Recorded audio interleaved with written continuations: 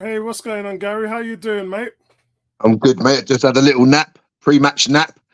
Yeah, good, good, good. Yep. Looking forward to Sorry, this one. guys. Yeah, sorry, guys. I am running a little bit late here, just trying to scuffle around and get the stream up and going. Hope you guys are doing good. How's your weekend going, Gary? Well, apart from the weather, I had a game called off today, but hopefully the game tomorrow should be going ahead for me under 12. So yeah, not too bad. Yeah, it's mad weather out there at the moment. Nobody likes going out. I'm afraid this is the part of the year, guys, that we absolutely hate, that we've got to suffer it, and then just pray for April to come next year for spring to arrive. So here we are, guys. At the moment, they're in a circle doing their silence. It's a remembrance, guys, for Sunday. Remember, Remembrance Sunday is tomorrow for all of the those who were fallen. So that's where we are, and that's why we're having that remembrance. Let's go through the team sheet, everybody. We've got Raya. He's in goal. White, Saliba, Gabriel, Tomiyasu, which is what we hoped, Gary. We hoped that Tomiyasu 100%. would make it through, and he definitely has. And it's Rice, Jorginho, and Havertz in the middle, and that's because Odegaard, the captain, is not well. So yes, so we're gonna have to get through that spell.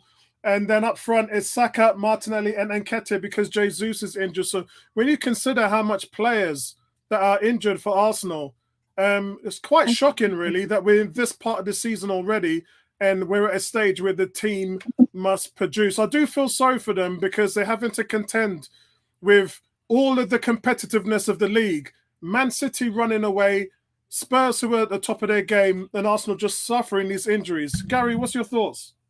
Um, I think no, I don't think excuses can be made. At a team like Arsenal, if you want to compete for the best things, you have replacements for players, so you don't. There's no drop off, or not such a drop off, should I say? Because obviously, when you take out a Thomas Partey or an Odegaard, it's up to the player coming in to produce. I think the selection today seems a little bit strange. You know, maybe could have gone with Zinchenko in the 8.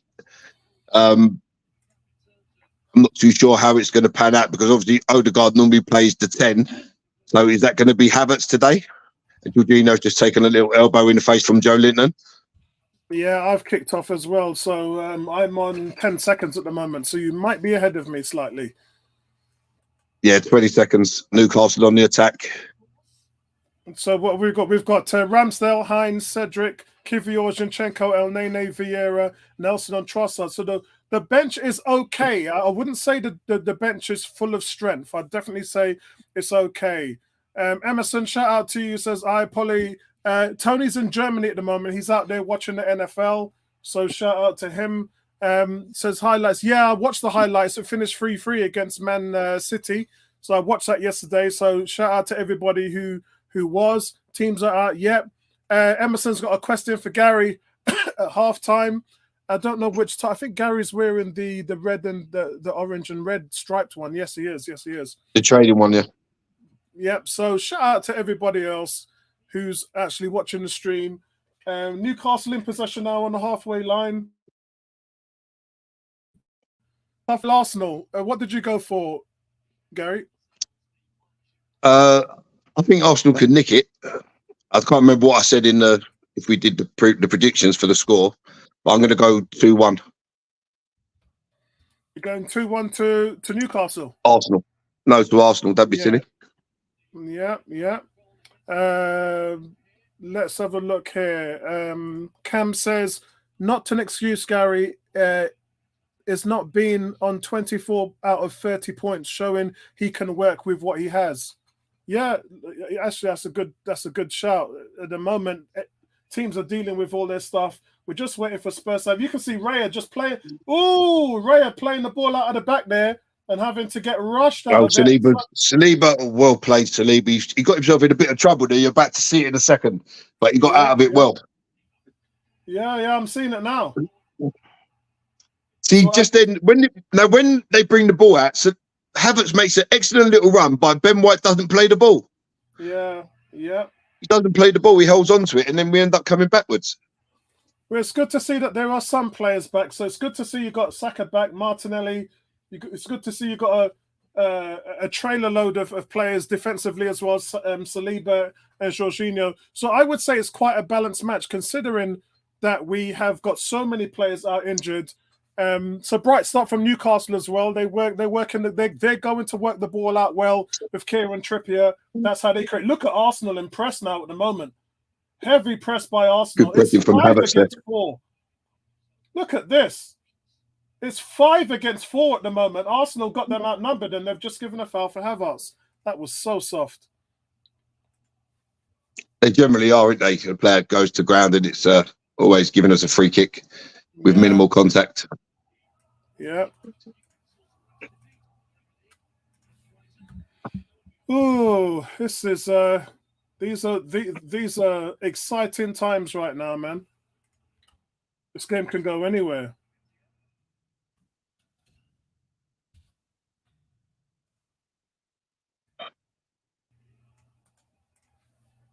Yeah, it can go anyway. You can see Newcastle now playing the ball out of the back, and Arsenal again in press, but previously before.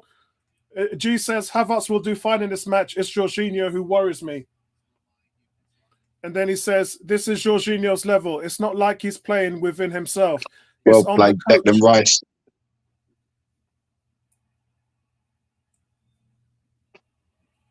Arsenal, yeah, that's great by Declan Rice there. It's Arsenal just really. So I'm watching main event. So you must be watching it on Premier League. Yeah, Premier League, I think, yeah. All right, okay. So I'm 4 minutes and 15 seconds. So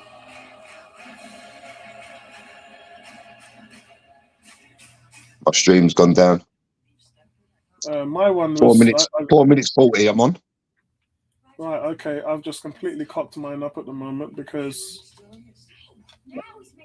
I don't know what I've done. I've got to restart it. You know what I've learned with this thing, Gary, is the more you try and mess around with it, the worse it gets. So you just might as well leave it alone. It just might as well leave it alone. But what bugs me is I watch any other football perfectly. When it comes to Arsenal, that's when I start getting all the trouble. Mad. That really does my Sweden. So it looks like Havertz is taking up Odegaard's role. Right, okay, what are we? Sky Sports Premier League. Well played, Tomiyasu.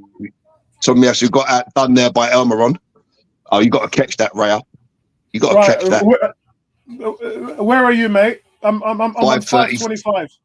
5:37. Okay, so you're still 10 seconds ahead of me. Raya come out with a flying punch. I think he could have caught that. That was a nice height. I think he's watching too much Superman at the moment. Ben White, what are you doing, Ben White? How has Ben White not gone for that ball?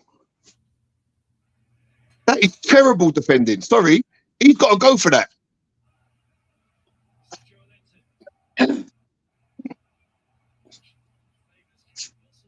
Yeah, he's been playing a little bit too off. Ben White is lately. He's been playing a little bit too off. I mean, he stood and watched that ball roll into where he should be, and he hasn't made a run for it, and he allows Joe Linton to get there first. Yeah. That's a foul to Arsenal. 6 minutes and 15 seconds from me, Gary. 6:30. Yeah, I'm still playing about with this to try and see what I can do. Oh, wow.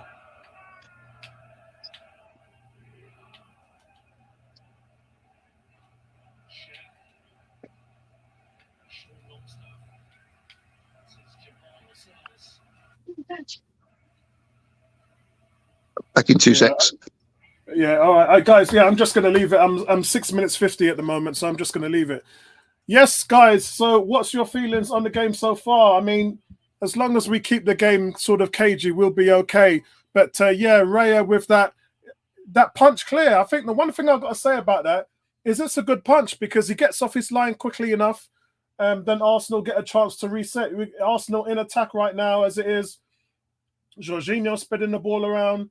He goes out to Tomiyasu. It's good to see Tomiyasu in that inverted position coming out and playing. Oh my God! I thought that Gabriel there played Played them short. It's really cagey. Referee saying that's not a foul. We pick it back up in the middle. It's Havertz running towards on goal. Here comes Arsenal. He goes that wide to Saka. Saka's got 3 men on him. Now he crosses the ball in. You just wish that Havertz was there. Saliba with a strong tackle, a header on Joe Linton there. Joe Linton just knocked off his feet, still on the ground. The sheer physicality with Saliba is just absolutely right. Actually, I think it's Callum Wilson.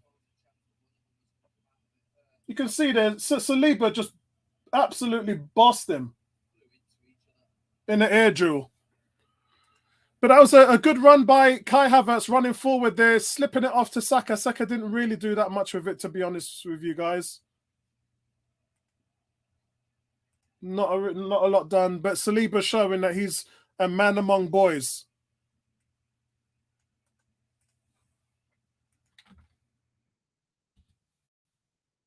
You can see there, it says Saliba, the most touches and passes in the Arsenal team this season.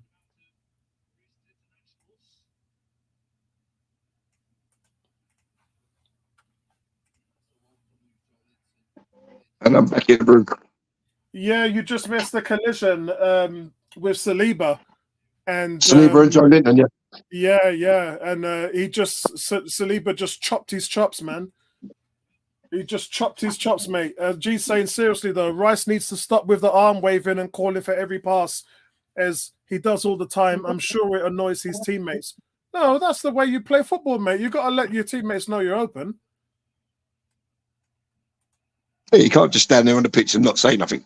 Yeah, exactly. You got to get open and support your teammates.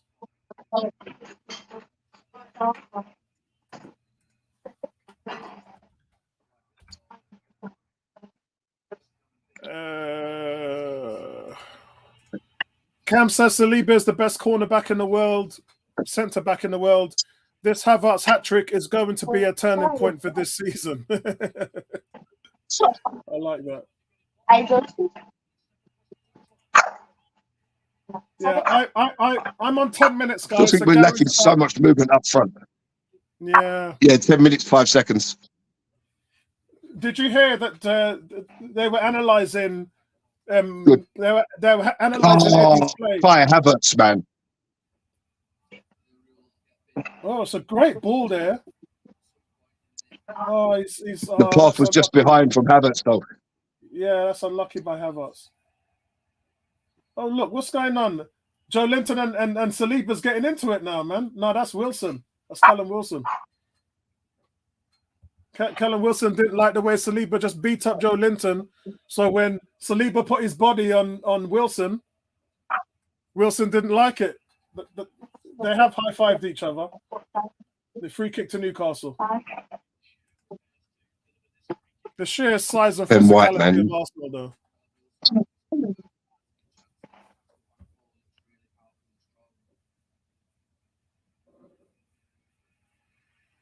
How old is Trippier now? Trippier's what, 32, 33? He's got to be in his 30s, surely. Yeah.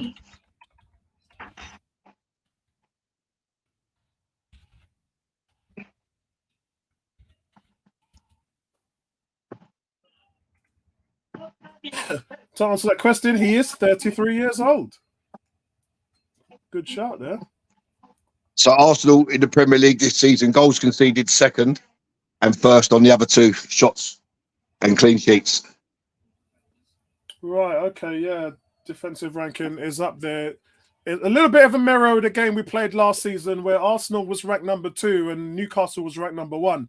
And remember, Newcastle came to the Emirates and sat everybody behind the ball. Pushing it back, thank you. Joe Linton again. He loves to put it about, this Joe Linton. He never seems to pick up a yellow card, though. Remember that game at the Emirates, Apollo? He brutalised everyone on that pitch. Yeah. Everyone on that pitch. Yeah. And he never even got a yellow card. Yeah, I remember that. That was frustrating to watch.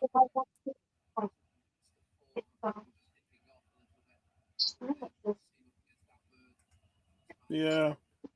I thought Saka done well The to take referee the telling ball off. Ben White to get on with a free kick, and Gordon standing 5 yards in front of him.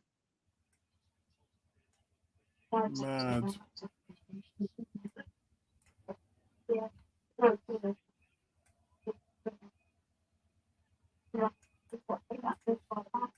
I like to see us knock a few balls into the channels. You know, like get Eddie and Havertz running into the channels behind defenders rather than just everything being so static. But I think that's the reason why they're saying it's hard for our strikers to get all these goals, because their job is to set up triangles with the wingers. So our team is based around Martinelli and Saka. So everyone's talking about why isn't Eddie and Jesus getting more goals? And the frustration thing is the system just doesn't allow them to do that, because they're sort of used for props. It is. Oh, go on, Eddie. No one's in the box. No one's in the box. Havertz moving around pretty well, though. Havertz really important in the build-up play today. Tomiyasu in inverted role. Eddie's got nowhere to go there with that. Go on, Saka.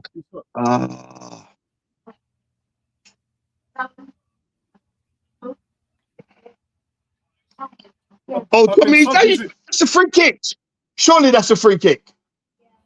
Or corner. No, corner's given. So the ball breaks, and Tomiyasu and Havertz were both on it, and Saka surrounded one player. Tomiyasu got the shot away. Looked like he was fouled, but it's a corner. No foul. It was just come off Dan Burns' foot. So first corner of the game to Arsenal.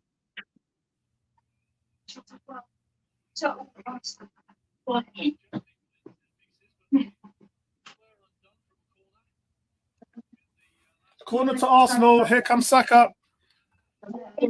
Shout out to Lewis. I did send an invite, Lewis, if you've got time. If not, Declan Rice gets the ball stuck under his feet. Oh, Martinelli shot blocked. Gary, Arsenal, of course, scored more goals from set pieces than any team in the league. That corner didn't go too well. Rice got the ball stuck under his feet, went out to Jorginho, across to Martinelli, who had a shot blocked, and it's out for a Newcastle throw. Mad. I'm surprised Byrne made this game, actually, because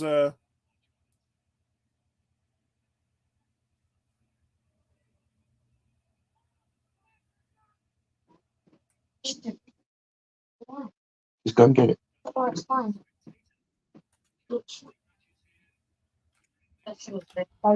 Bring it in.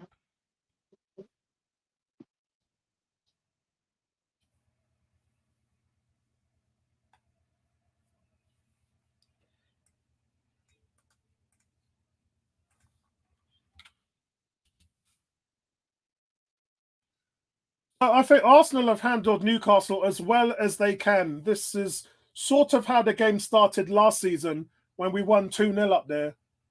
And you've got to deal with that. Yeah. Gabriel's taken way too long. See, this is what. See, Gabriel's saying to Raya, get rid of it. Why are you giving it? Yeah. Yeah. Me and you had this conversation against West Ham. It's just, if you're putting your defenders in harm's reach, then that's just, as much as he wants to play out the back, you're just inviting danger. Is not. I know the key is to suck them in, but there's a difference between sucking them in and making yourself liable. Let's have a look. G says, I don't quite get the stick of Jorginho here. Raya just got a yellow card there. Did he? What, for dissent? Did he get a yellow card, or did he just get told to get on with it? I think he just got told to get on with it. I haven't seen a card. No, I thought I saw the referee putting his hand back in his pocket. But obviously he was telling him to get on, and the hand just went down. It looked like he was telling him to...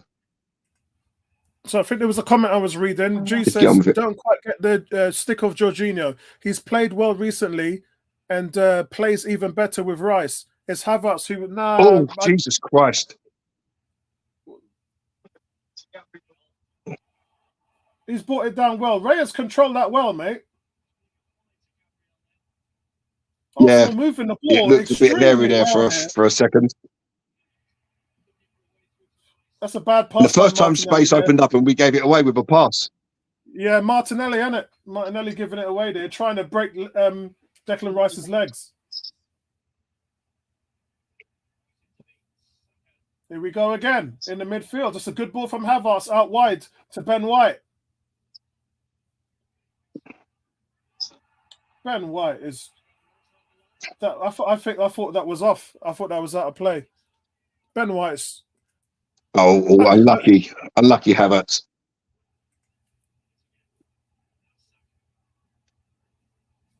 Everyone's running the wrong way, man.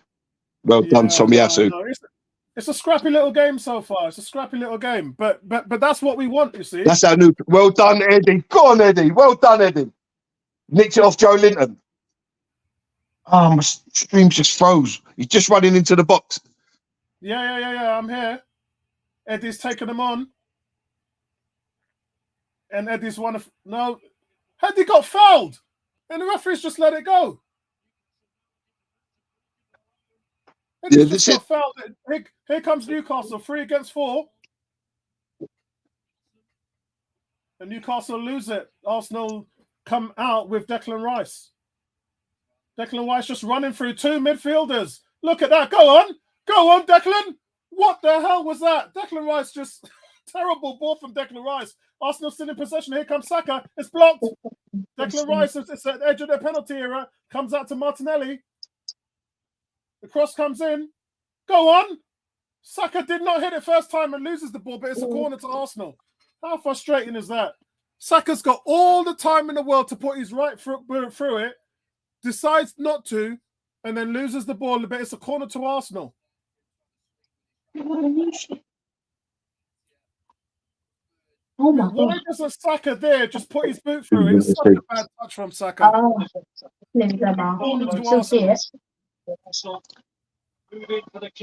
Saka has to hit that with his right foot, guys. I can't see that during your Right, here's the corner to Arsenal. Oh, it's been held. Look at that. Yeah, I just saw that. It's been held. Who was that got dragged down to the ground? Was it Gabriel? What No, are these Eddie, officials looking at? This is frustrating, man. These officials, we get. Oh my God, this is so frustrating. This is so frustrating. Saliba. Oh! What? Saliba from 25 yards. Deflection and wide. Not much. Just chilling. Right. Lewis, this is frustrating to watch, man. But this is the game plan we want. For us to get the result we want, this is the game plan we need. 100%, because you got Newcastle are at home. Their fans are expecting them to turn up and play. Yeah. It's got that kind of a Man City type of vibe to it today. We're up for the physical battle. We're not giving anything away easy. It's going to take a moment of brilliance to win this game, I reckon, today. Yeah, it is. But you can see from the way the template of the game is right now, Arsenal dominating that midfield. As I said, I talked about this in my preview on the channel. The way how we play in the midfield, it shrinks teams' advances to come towards us. So we almost nullify teams. That's why they rank so high defensively. We face the fewest shots in the entire Premier League, and it's just because of the way we play. And we're making it really difficult for Newcastle to get anything going. And that's what you want when you're away from home. You dig in deep, and then you wait for that right moment to strike. We just need to be a little bit more. Go on, Arsenal. Go on. Go on, Declan. Well played. Look at this. This Great is feat from Declan Rice on the touchline there. It is dominant. I mean, Lewis, we've had 5 shots, 5 touches in their boxes. They've had no shots and no touches in our boxes. Keep this up, boys. Declan is starting to get a little foothold in the game. He's running free. It's just a shame. But when I saw the midfield trio, I was a little bit like, I don't know about it with Jorginho and Havertz in there, but so far so good. Oh, we worked the short corner well there, and Eddie's taken off of Gabriel's head. It's a goal kick. Not seen much of Martinelli, to be fair. Yeah, it's one of those games. He dropped back quite a bit to try and get involved in the game, but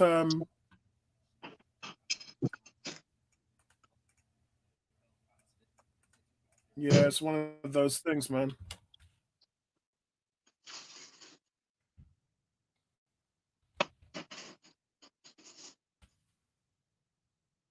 Yeah, it's the game. It's the game that I wanted to be. To be fair, it's exactly the game I wanted. And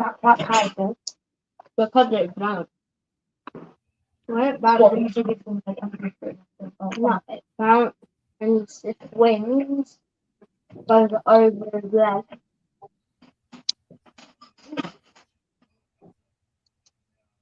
He'd be quite worried that they haven't had any shots right about now. Yep. Another elbow there. Who's that down? Is it Kai Havertz? Yeah. Yeah. It looks The referee like put play on. Get over and support him. Oh, lovely, Declan. Lovely. Now use it. That's a foul. Look, come on, man. Well, he's not given a foul. That was such a soft foul. No, yeah, Havertz got done, but then the play goes on. Rice breaks it up on the edge of the area. He runs out. Almiron comes into him. It's barely a foul, but the ref blows it for a foul. But the swinging arms don't give nothing. That's a yellow card, right? We're in transition there. Rice is looking to play a cross-field ball to Havertz, and he just takes him out. Yeah. Like, why is that not? Why is it we get ref a completely different way to everybody else? Reece Nelson sent out to warm up. So if that's a problem for someone. Maybe Martinelli. G says, no, this is Kenny. Kenny, good to see you, Kenny. Kenny says he's got to do more than just retain possession. That's what Havertz does too. Chances need to be created by our midfield. Then he says, agree, we don't need him. We need him to do a bit more than that. Everybody bigging up Lewis here. Emerson says, evening Lewis. 18 says, Lewis is my guy. Good analysis. Gabriel, give it away. Newcastle come now.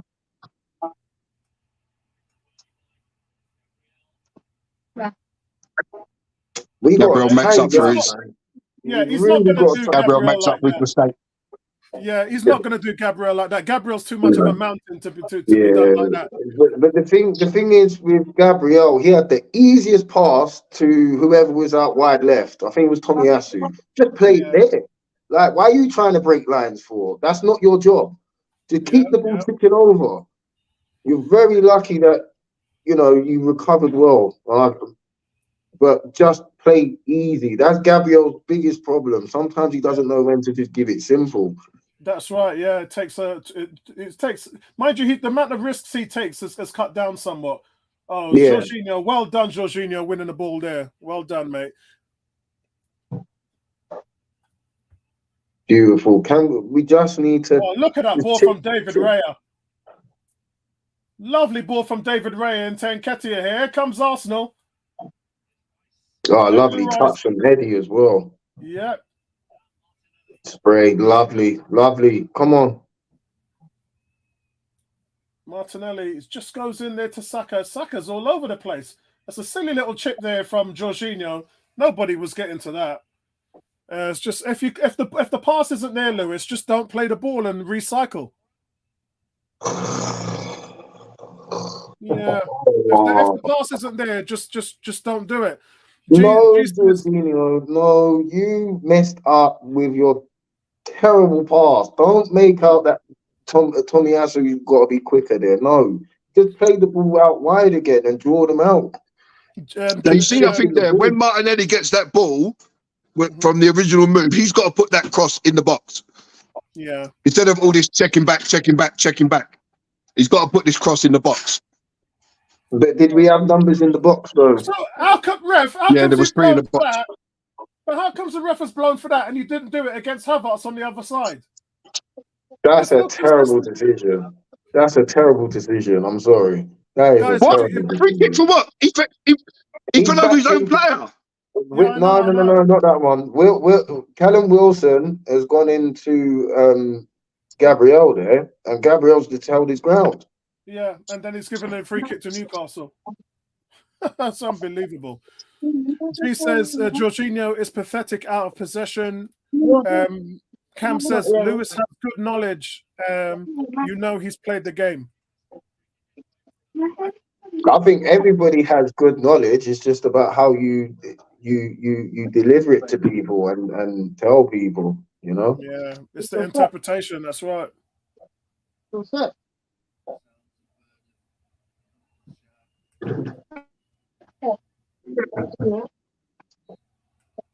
I have to say, looking at the team selection, Arteta's gone quite big.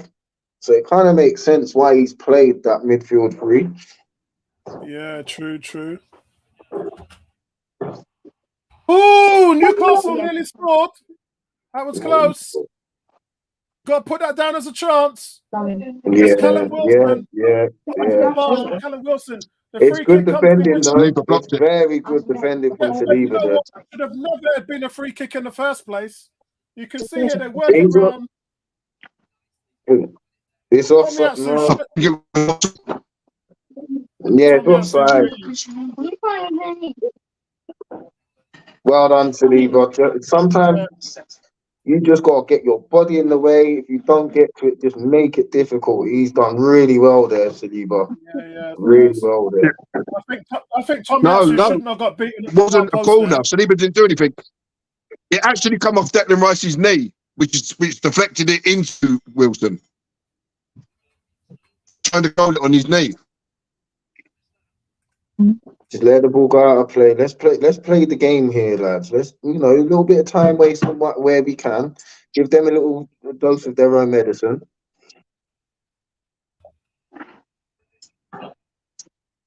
If he comes off Dan Burn, it will open it up for Saka.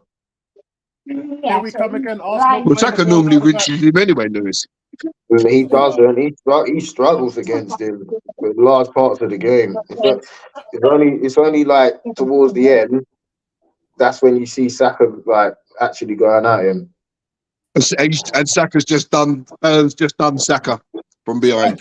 Again, I know, right in front of and listen, the last time Arteta popped off like that, he got a yellow card.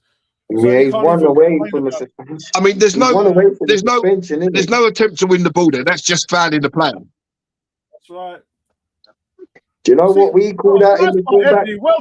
Well done, Eddie. You know what we call that? Why didn't Jorginho give it to Havertz in the slip? Actually, it's Martinelli. He's got Martinelli right in the hole there. All he's got to do is turn the shoot, and then Jorginho goes sideways and backways. That's what I mean. There's sometimes just no forward progression in that passing. We're missing a trick not playing Zinchenko at the 8, We're missing a trick, man. We're missing a trick not playing him at the 8. Do you know what, Apollo? We might need something off the bench tonight. It might be one of those games where he comes on, and because Newcastle is so used to the way that we're playing now, you bring in Zinchenko and it changes it up. Do you know what I mean? Yeah. So, guys, Arsenal got a good free kicker in a good position. Guys, here's the scores on the doors at the moment. Arsenal 7 shots, 3 fouls committed, 4 corners. Newcastle 0 shots, 0 on target, 0 big chances. That is what I said to you. Arsenal lead the league in shots allowed. They do not let the way how they pressure and squeeze the midfield. It makes it very difficult for teams to get shots off. Right ball. What a ball that is. Martinelli, man. I think that's Tomiyasu. Well done, Kai Havertz. Great ball out to Martinelli, and he's on the right wing, but he turns onto his left foot. He doesn't use his left foot. Yeah. That's a switch. That is a switch. That's Kai Havertz winning that tackle there. Yeah, but he turns inside, Lewis. Yeah, he didn't need to. But do you know what that is? He's so used to playing inverted, where he's always cutting in. That's your natural thing to do. It's imprinted. But I do think we need to give the ball to Saka, because Dan Burns definitely going to end up on the yellow card before the end of the half. Like, he's already That's had well 2 nibbles at defended. him. Eddie Nketiah ran 70 yards to defend that little chip in the overlay. He's run 70 yards to defend and take that little dink ball away from Joe Linton. Brilliant defending there. You don't want Eddie playing so deep, but what can you do? He's just done it again, Apollo. He just won another ball he had no right. You know what it is, Gary? It's his work rate. It's that work rate. Gary, he'll do that for 90 minutes and think nothing of it. Well then. It's that sheer energy that Eddie gives you for 90 minutes. He never drops off.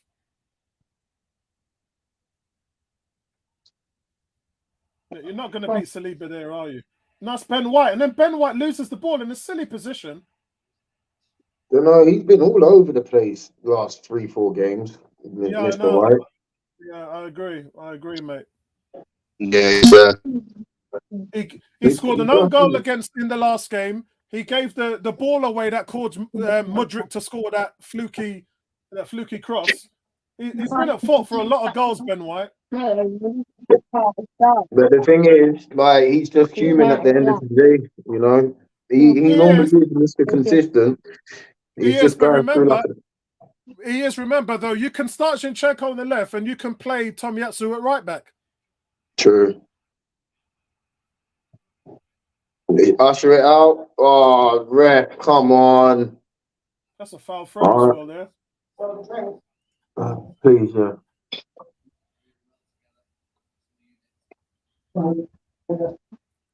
Guys, I got to be honest. The opening half an hour has been very, very pleasing to Arsenal. Very, very good play at the moment. This is exactly how I thought that the match was going to go in terms of tactics-wise. And a great reaction to how we played. Rice's laces boot snapped. Rice's boot had snapped. From that, and he's having to tie the laces up on one side of his boot. Yeah, from that last challenge. Shut up, Wilson. Shut up, mate. It's not time wasting at all, man. Get out of here. Wow. Give me a sec, lads. So, guys, if you're just joining us and you didn't get the results from earlier on, Man United beat Fulham in the last minute of the game. West Ham lost to Brentford 3-2. Palace beat Burnley. Burnley are now 6 wins at home. Sorry, 6 losses on the trot at home. That's awful, man. Everton won, Brighton won, City beat Bournemouth 6-1, and Sheffield United beat Wolves 2-1. Yeah, they scored in the 10th minute of added on at the end. Wow. I think it was a penalty. What's good, Victor? That's it. Go. He's going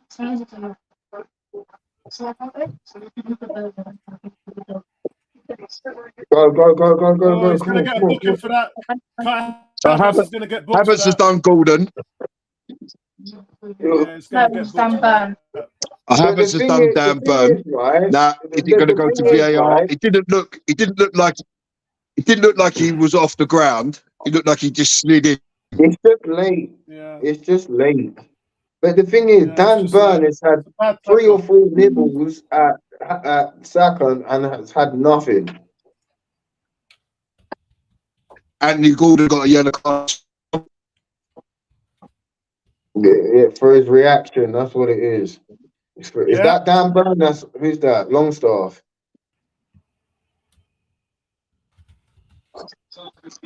Just seeing it again. It's just late. Oh, he caught him with his trailing foot. Yeah, it was the trailing foot. It wasn't the front foot. It's not a red. He dived in, and it's a good job he didn't get him with the front foot, because that would have been a red. 100%. It's a yellow all day. Play on. Someone needs to get into Havertz's head and cool him down and make him understand that this Newcastle team are going to get into your head. Don't get frustrated. That's what they want you to do. They want the game scrappy. Oh, Victor saying win or draw. I've gone for a 1-0 Arsenal win, Victor. Gary went for, I think Gary 2-1 said Arsenal. 2-1 Arsenal. What about you, Lewis? Score draw. 1-1, 2-2. Probably 1-1. Cam says, good, bro. Loving the start to this game. Cam's gone for a 2-0 win. He says, Dan Burn reminds me of Jules, the James Bond villain. Time to play through Dan Burns on every attack. So Newcastle have just had 3 players booked after that incident. Anthony Gordon, Fabian Schär, and Sean Longstaff. Now the referees decided to take charge of the game. Finally, like it's taking you 38 minutes. Well done, Jorginho. Jorginho just stepped in between Havertz and, is it Lascelles? Yeah. Wow.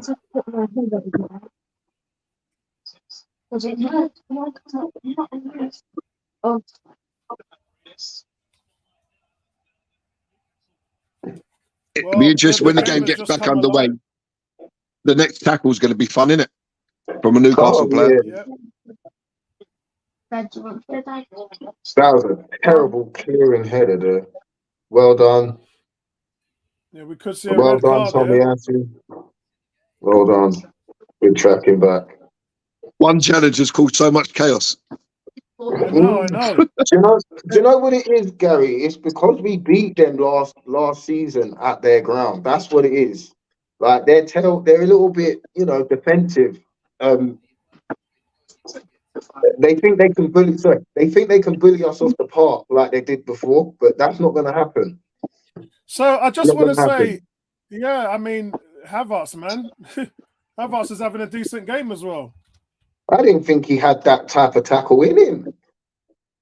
Yeah. Oh, get up, man. Get up. He's that type of player. He's not touched him. Puts himself about. When he switches on and he's in putting it about mode. Yeah, he's not touched him there. He's not touched him. You can see that. He's not booked Declan Rice though, has he? No, that's not even a foul. Oh my God. To me, that's not a foul. Declan's won the ball and he's won it fair, and the other player was just too slow getting the ball away. Boy, it's 3 kicks for that. Yeah, it's ridiculous. Don't let him control that. Clear it. We didn't hit that first time. Oh, that was so close, guys. That was so close. It's Trippier sends across towards the back post, but Gordon just can't find his feet. The ball comes off his feet straight into the path of David Raya. That was close, guys. That was close. If you'd have hit that first time, he had a chance of scoring. The touch was poor. Yep, here comes Arsenal, and Arsenal have got to put something in. Let's test this keeper. I don't think he's made a save yet. Yeah. I don't think Nick Pope's all that good shot stopper, but he's dodgy with crosses and feet. But we don't have an aerial presence up front to put a ball in. Yeah. Well, we got Havertz. Yeah, but look, Havertz is there on the edge of the box. And Havertz is just playing off Eddie. That's right. Yeah, he's just playing off Eddie. A lot of people are saying as well is that Eddie needs that guy who supports him. That's a nice ball. Ball in the box now, look. Inside. Out. Right, Jorginho keeps wasting those passes. That's three times we've seen Jorginho just put them passes in there, and it's just like there's nothing to it. Man. That's a wicked cross, man. You know, if Isaac's on the pitch, Isaac buries that cross from Trippier. He buries that.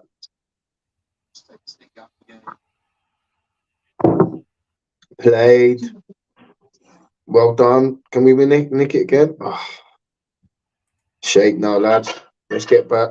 Let's get back. Well done. Good delay. We'll take that. Well done, boys.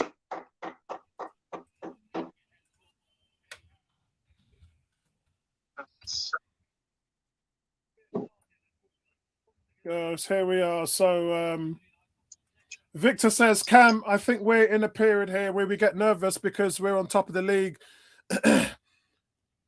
We play better when we're not under pressure. And Ken says, bad tackle by Havertz, 3 Newcastle players booked. Happy days, isn't it? KS, what's going on with you, man? Hope you're doing well, bro. He says, we haven't created a single chance in 40 plus minutes. Yeah, you're right. But then we've not given them anything either. Nor Newcastle. Yeah, playing Newcastle at their place, St. James Park, is a very tough situation. Here comes Kai Havertz. It's put for Eddie. That's a foul. Is that not a penalty, ref? He's robbed. Come on. Have a look at that. Has he not shoved him in the back? No, I think Eddie's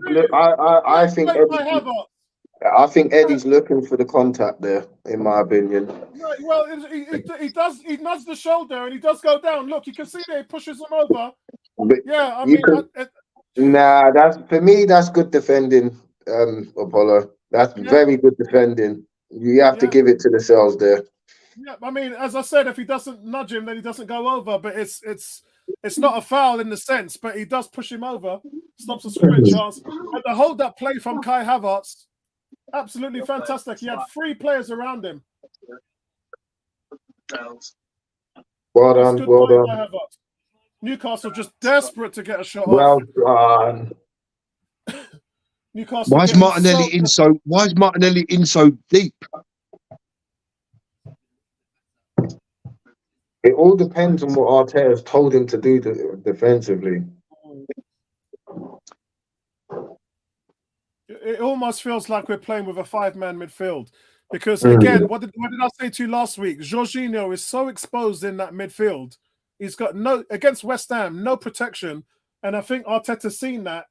And he's just surrounding Jorginho with all of that protection there. Saliba got to be careful here.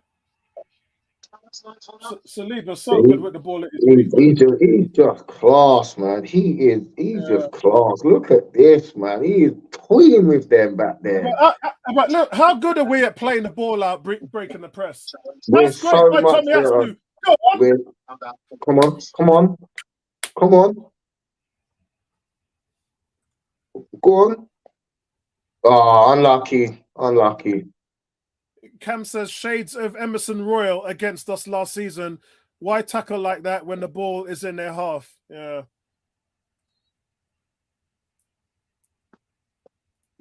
Ken, I think, is bored of this half. I think this half has been really punchy. It's been a good half of football, really. Ken says even George Graham football was more entertaining than this. George Graham football was like watching. You only watched it to score to see Ian Wright score the odd goal. boring Arsenal. I can't believe they made a video. They made a DVD of that. boring Arsenal. Yeah. So it's well played, Tobiasu. Right, Apollo, I'm just going to quickly nip off and eat my dinner. I'll be back. No problem, bro. Shout out to your mum, yeah? No, I'm not at mum's. I'm at the missus today.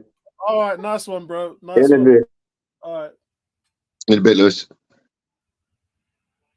That's a decent ball to Martinelli on the left there. We got runners. Put it into Eddie. Eddie's actually pointing on the floor to say, oh, my word. Okay, so it's a shot by Martinelli, which is easily saved by Pope. But Eddie is pointing to the penalty spot to say, Martinelli, deliver that ball on the penalty line for a tap-in, and Martinelli doesn't do it. That's what I mean. It's decisions, it's choices, man. That's the wrong choice. Eddie's made that run in there, behind the centre-backs, pointing to the penalty spot, and Martinelli doesn't get the ball there. It's an easy save for Pope. Ben White's down at the moment. Ooh, it's a 2-footed tackle. He's lucky. It's a lucky boy. Oh, and he's elbowed in the back. They should put that to VAR. His elbow, Jorginho, right in the back of the head. They need to look at that. Yeah, VAR needs to look at that. VAR needs Bruno, to look innit? at that. Give him a Come on. rest. Yeah, come on. See what I mean, Gary? How does VAR not look at that? That's what I mean. That's why they need to. But Apollo, that's why they need to go more like rugby. I say it all the time. In rugby, that would have been spotted, and the ref's attention would have been drawn to it. This is unbelievable. But VAR. There's no point in having someone sitting there that can see everything and not bring the ref's attention to that. But Gary, we saw the It's replay, ridiculous. which means VAR saw the replay, right? If we saw That's the what I'm replay, saying. But the VAR doesn't get involved unless the ref sees it. But in rugby, that VAR would have said to the ref, "We've got a head contact here. Go and have a look." And that's how they do it. And football needs to go that way. It's ridiculous. There's no point in having a guy sitting there that can see everything happening, but he can't get involved with instances like that. it's just weak. Look, and he's just blasted the ball at Havertz. What is going on here? Bruno Guimaraes. So, what? I don't understand what I'm seeing. So, guys, Bruno Guimaraes, he elbows Jorginho in the back of his head, and then he gets the ball and kicks it on Havertz. And not only that, Apollo, he's then gone and pushed Rice in the throat. They actually want to give this game to Newcastle, from what I'm seeing, because any other team, or if that's an Arsenal player, we'd be a man down by now. We'd be a man down. But you know the funny thing, after the game, Lewis, they're probably going to say, "Oh, this was an elbow. He's going to get a ban for it because the referee missed it." They like to do that, but call it on the field, man. You've got the technology, use it properly. Exactly. And the reason why Bruno's doing that is because we've been so good in the midfield. And our midfield three has actually surprised me today. It's actually surprised me with how resolute it's been so far. He should be off. He should be. Yeah, he should be off. But because it's Arsenal, they don't want to give it. I'm getting tired of the PGMO MOL coming out and apologising every week for stuff that they're missing. The thing is, though, in fairness, right? You've got 5 really, because you've got the linesman, the 4th official, and you've got VAR. So out of those 5 entities, nobody saw anything. There's 3 of them in the VAR room, you know. I mean, like, he's picked up the ball, thrown it on the floor, and blasted it at Kai Havertz. It's premeditated. I just don't know what I'm seeing. I got nothing, guys. I've got absolutely nothing. I absolutely hate blaming referees and officials for certain things, but this ref, he got control of the game, and then all of a sudden he's lost control again. Kaya says, why didn't Jorginho fall to the ground? He did. I just the crazy thing is, and I say it a lot, and I know it sounds like a broken record, but when you watch rugby in such a rough, tough, brutal sport where 15 guys are just battering each other, how do the officials manage to see every little bit of foul play that goes on in that game? But in a game of football where it's much easier to see the things like Bruno's elbow on the back of Jorginho, how does it not get flagged? I just don't understand it. It makes no sense. Because they only want to see what they want to see. And because the PGMO and OL have been under such hot water lately, they're scared of making big decisions. So they rather let it go and allow the game to continue rather than stopping it and making the correct decision. Because they don't want to ruin the spectacle. So, guys, we're supposed to be talking about half-time here, but I can't even muster the frustration to go into the game because I'm absolutely fuming right now. There's a tweet that's gone out today from Sky Sports' Peter Gill, and this is what he's got to say. Peter Gill, let me get rid of this. Peter Gill says, I'm not really sure how you explain some of the decisions in this game. First, how did Byrne get away without a booking for 2 fouls in quick succession? The first of which was particularly irrelevant to the act of winning the ball. And then we had the Havertz challenge. There could have been no complaints if Byrne got a red. And then there's Guimaraes' red cards, which wasn't. And it's really, really hard to understand why a deliberate elbow to the head isn't a red card. Incredible stuff from VAR and the officials. But can VAR actually get involved if the referee hasn't seen anything? I don't think they can. That's what But they VAR should. is there for. No, the VAR is there to assist the referee if he's missed something. So, like, if he doesn't think it's a penalty, they can get involved. But that's the same as what we just saw with the elbow. But I don't think they can get involved, but they should be able to get involved. It makes no sense. No, they can get involved in that one, Gary. I've seen it happen many times before. It's because we're the Arsenal. I'm telling you this now. There is an agenda against us right now, and I just don't get it. I really don't get it. If that was an Arsenal player that done that to a Newcastle player, don't think that VAR intervened, pull the referee over to the monitor and say, "Have a look at this. This is violent conduct." They want the game this way. Guys, I'm absolutely baffled at the decisions of what's been going on. I really don't know what the referee, both of the linesmen, the fourth official, or VAR are actually looking at. I don't know. Between the five commodities, I have no clue what the hell is going on in this game. They've completely lost it. They've completely and utterly lost it. They've lost the plot. Byrne should have had 2 yellows. He should be off. Guimaraes has had 2 red card instances. I say 2, 1 really, because I don't know. Do you consider kicking the ball, blasting the ball at Kai Havertz descent for a red it's card? It's a yellow card offense. Yeah, it's a yellow. It's descent.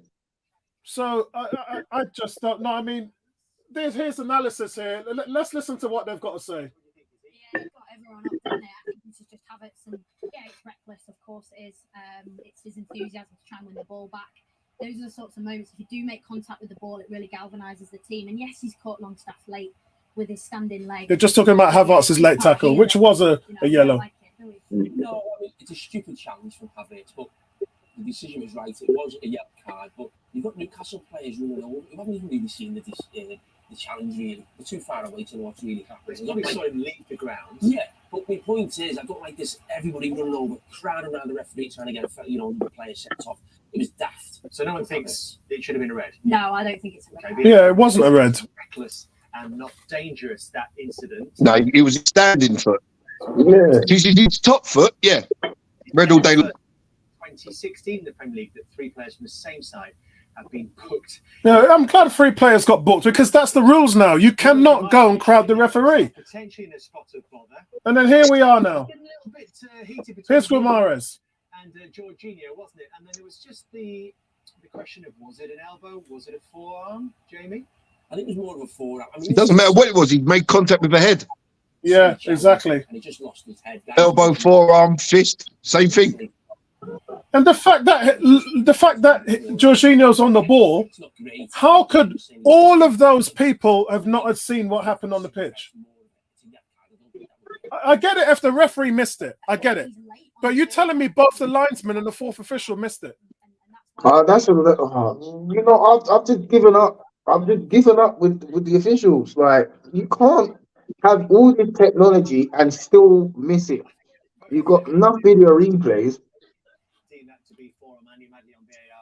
I just don't know, Lewis. I'm just dumbfounded. I just don't understand how it's possible that doesn't get flagged. There's no point in having the technology. You might as well just go get rid of it if it's not going to do what it's there to do. 100%.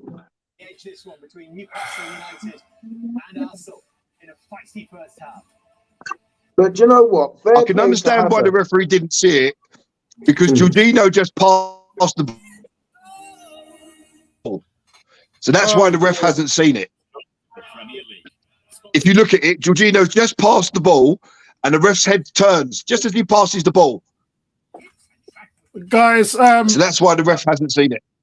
Eddie Guys- Howe's going to take Bruno off in before the second half starts. So I'll tell you this now. yeah, it's just gone. Guys, its head's gone here at the moment. I don't know. I'm just absolutely deflated at the moment because I've probably seen some of the worst officiating this season. Awful. Definitely one red card, maybe 2 red cards. It's questionable about Byrne, so we can all understand that. It's 2 yellows in quick succession. We've seen Martinelli get 2 yellows in quick succession and then get sent off. I'm just not sure why none of this is it just seems like a clear agenda to me, and I'm lost for words. I've got nothing for you guys. I can't even say anything to you because this is so disproportionate to the way, and we've dominated the game.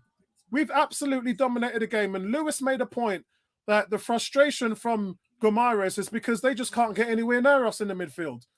And it's you know, and what made it worse is Havertz got a yellow card, and it earned them 3 yellow cards. So they're angry about that, but then they shouldn't have crowded the referee to try and get him sent off.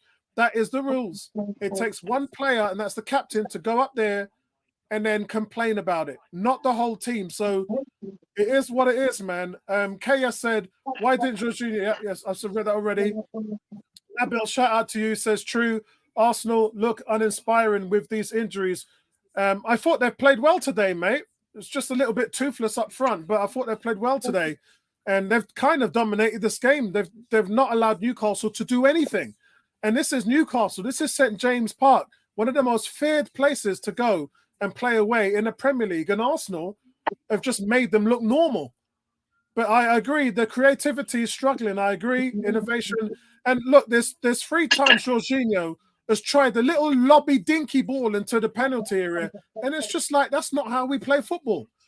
With Arsenal, it's got to be on the ground, it's got to be slip passes, it's got to be quick, and it's got to be right into the feet. But what Jorginho... Yeah, but as you say that, Apollo, surely there's got to be a difference in the play. You can't just play the same way all the time. I mean, Martinelli's had a couple of possessions, Saka's had a couple where you can take the defender on, get to the byline and put the ball in hard and low. That doesn't happen at Arsenal. And then people moan that Eddie ain't doing this, Eddie ain't doing that. But if Eddie isn't getting no service, what's the guy meant to do?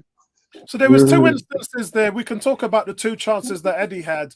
One of them, he's running between the 2 centre-backs. He's pointing to Martinelli, who's breaking on the left, to the penalty spot. If the ball goes in there, Eddie's got a tap in. It's 1-0 Arsenal. Instead, Martinelli doesn't play it. He brings the ball back, and then he has a shot straight into the arms of Pope. The other instance where the ball comes in high, route 1, Havertz out jumps 3 Newcastle defenders and slips the ball into Eddie, and then Eddie gets pushed over. He gets shouldered. Lewis said, yeah, it's a fair challenge, but he does get shouldered over onto the ground, and so the chance doesn't go off. So those are the 2 instances there where Eddie could have had a little bit more luck. But apart from that, there's just not really been any chances from Arsenal. We haven't had really one clear-cut chance. That's what I mean. It's the way that we play. We want to walk this ball into the net with this fast, slick passing, which is all well and good. But if you don't create chances, you're never going to score a goal. Look at West Ham the other night. It was almost exactly the same against West Ham. We had all the first half. We was dominant, but we didn't create any chances. All of a sudden, we're 1-0 down with a bad own goal. Second half, it was exactly the same. We didn't create, 3-0 down. Can't keep going on like that. You've got to put this ball in the box, and you've got to try. And Eddie's a live wire in the box. Maybe he gets fouled and gets a penalty. But if you're not giving him them balls in the box across the defender, hard and low, what's the guy meant to do? Yeah, and I got to point out, guys, before I go to Lewis, I got to point out that Eddie's been running the channels. We've seen that because I just talked about it. He's actually run back and made 2 key recoveries in defensive transition, which I think is fantastic. So Eddie's had a decent first half. Havertz, I think, Havertz has been fantastic in the first half. Forget the 3 yellow cards that he's caused, but he's just really been decisive in this game in terms of his hold-up play. But I think Martinelli and Saka, which are our 2 prized assets, I think they're struggling today. I don't think they've played well at all. Lewis, what's your thoughts on the first half? Defensively, I think we've been pretty solid. I had my concerns over the midfield three, but they've actually, put me to shame a little bit. They've started nice and compact. You got Rice is literally everywhere on the pitch. We're doing well off the ball. We're doing well in the first two thirds. It's just the last third we need to tighten it up a little bit. We need to get a little bit more sharper, a little bit more clinical. Jorginho needs to start mixing up his passing, and his decision making's got to be better. When you was talking about Eddie's chance, the one where Lascelles is barged him, maybe he could have anticipated the fact that Lascelles is coming and got in on the barge first and muscled him off the ball to get his shot off. That's something where he can mature there. It's a solid performance away from home. I think we're just waiting for that one clear moment to score, and we'll probably take this 1-0, I reckon, the way it's going. Yeah, that's exactly what I predicted. I predicted the scoreline would be 1-0. What's going on to Alfie? Hope you're doing well, Alfie. Shout out to you, bro. Everybody's bigging up Alfie in the chat. And Cam says, well done to Kai. They've lost their heads. Kaya says, Apollo, how can we be fantastic when we haven't looked like scoring? Because you've gone away at St. James Park, yeah, against a top team who's in the Champions League. Did you know what they did to PSG on this ground, mate? Mm-hmm. Yeah. So let's not make any bones about it. Newcastle are a very, very good team, very well managed, have very good players. So we've come there last year and we've done them 2-0, which I said to all of you lot, I think that was Arteta's best game last season. Going away to Newcastle, beating them 2-0, I thought that was our best result. I know some of you lot are talking about Spurs, but I thought Spurs were poor last season. Newcastle were a team, and what we've done when we went over there and done them in 2-0, I thought was a brilliant game. But what we've done, KS, we've come here today and we've done the same thing. We've completely nullified them. So what it is for us now is come out in the second half. As I've heard someone talk about Trossard, we've got to get some changes, make some changes here, because at the moment Martinelli and Saka are not affecting this game. So I've got the players coming out. Jorginho's deep in conversation with the referee in the tunnel. It's been absolutely madness, and Arteta's had to do a lot to calm them down now. But I do agree with you. I don't see Gamara as lasting long in the second half. Yeah, but Chaos, I think it's been, in terms of for Arsenal, I think it's been fantastic. They've got 4 yellow cards. All we need to do is get another booking for one of them, and they're down to 10 men. Alfie says, Victor trying to tell me Arsenal reject is going to rip us up. Cam says, unfortunately, unless Saka and Martinelli come alive, not sure where the goals are going to come from. Maybe Trossard. Agreed. That's exactly what I just said. Alfie saying, Big Gaza looking like an egg. Quality this half, Cam. And then Emerson says, second half underway, Newcastle kickoff, no changes. Newcastle make a change. Dan Burns. Dan Burn, Livramento for Dan Burn. Yeah. That provides a new problem now, because Livramento is a very, very competent left back, man. I remember when we went to St. Mary's. I think it might have been his first season in the Prem, and he got promoted from the youth ranks, and we lost that game 1-0. But he was instrumental to why Southampton won that game. He was all over Saka, literally. So let's hope Saka starts waking up and says, do you know what? Let me take the game to you now.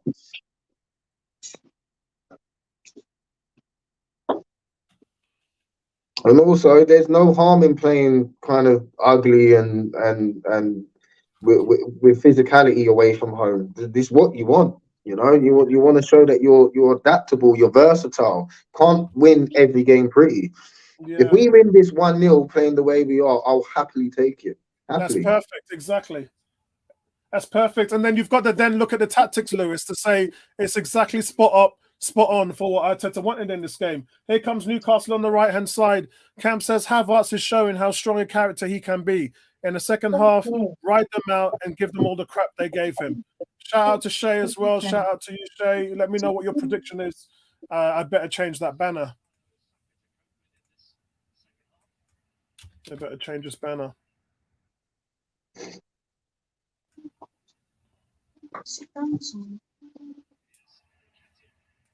Right. Okay, let's get back to it. Go on, Havertz. Well played, Havertz. Where's the runs? Where's the runs? Saka, you're not even busting a gut. Talk to us, Gary.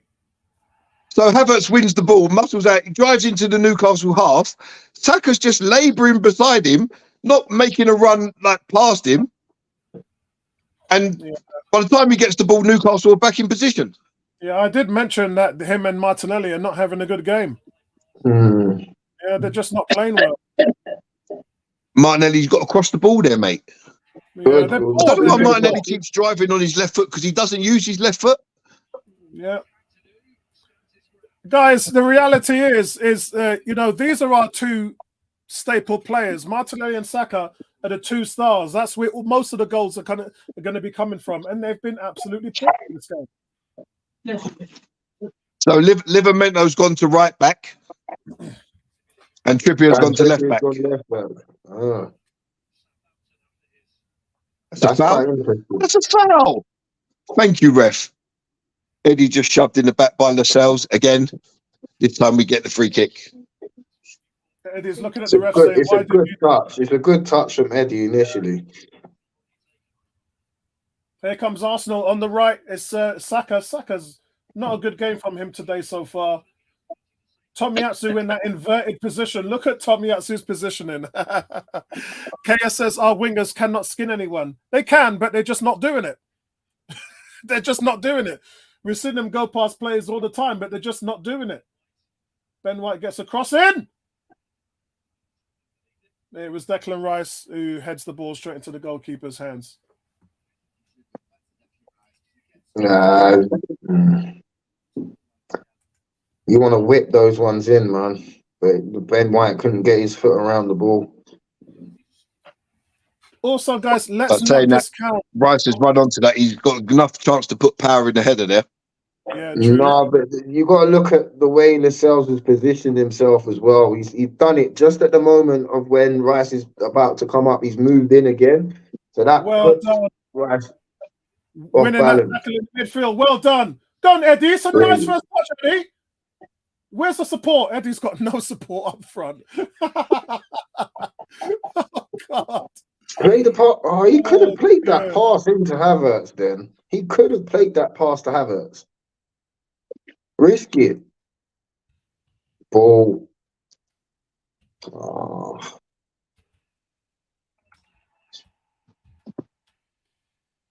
Jorginho looks like a passenger at the minute, man.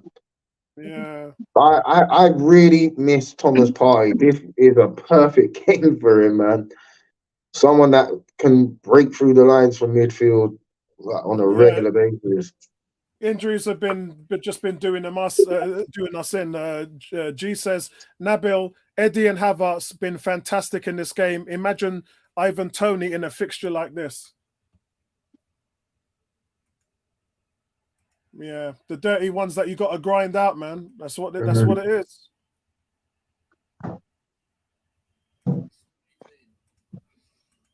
We need to take more chance. We need to take more risk. So Havertz wins the ball there. He wins the ball there. Why are they saying what is he doing? He's won the ball first.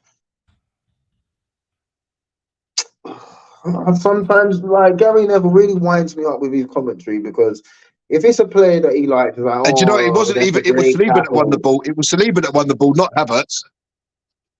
Oh. Yeah, it was Saliba that won the ball, not Havertz in that tackle.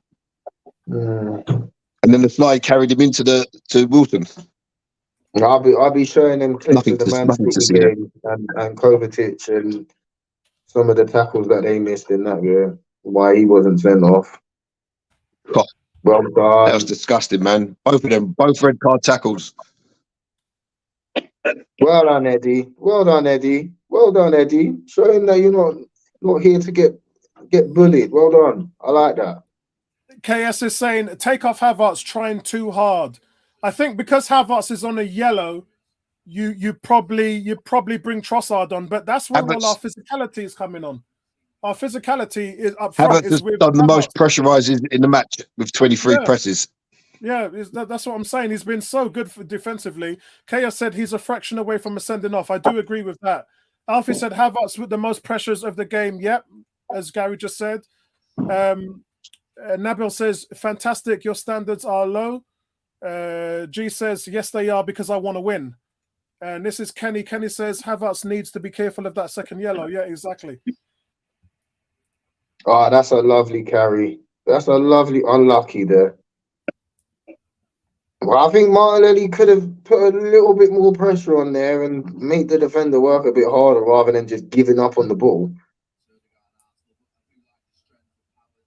Can't always wait for the ball to come to you. You got to make things happen. Yeah, I think, what are we now? 52 minutes. Maybe go Trossard for Havertz there, but it does make you a little bit light. That's a good ball from Newcastle. Ben White, man, you get beat. You get beat too easily, Ben White. Yeah.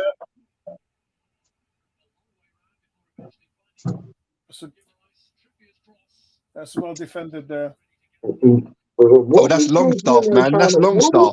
I know. It's not. That's Anthony Gordon. Right? That's got to be a yellow card, isn't it? Surely.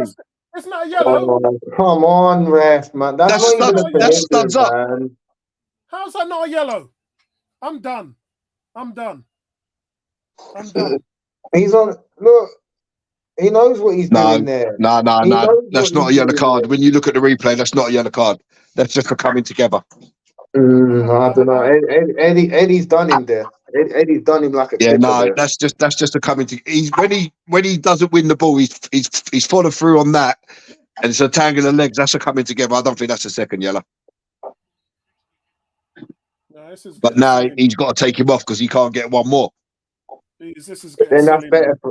Look, how many times is Saka? Like, are you going to protect our players here, ref, or what?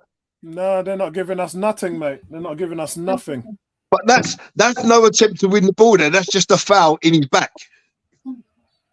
There's no attempt to win the ball. You can't go through the player to win the ball.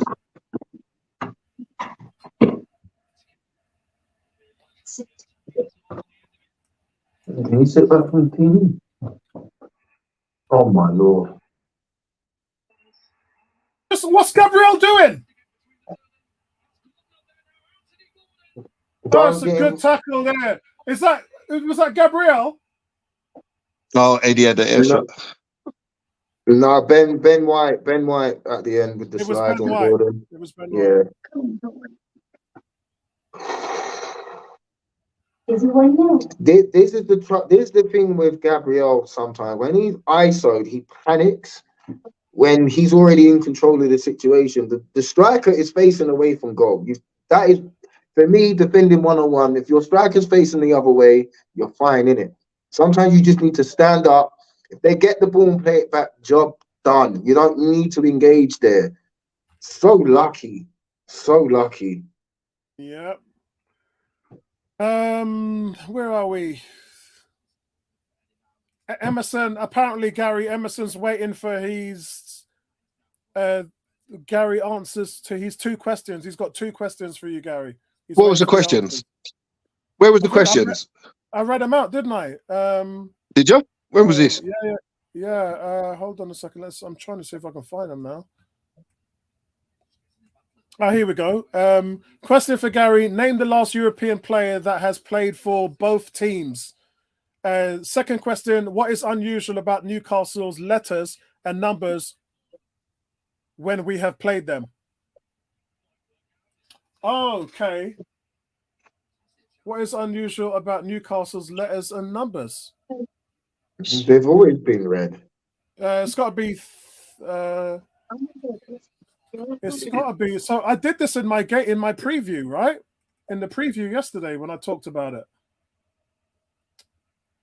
I think it was. Oh, he's got me now. Oh, Martinelli. God. Oh, I hit Eddie.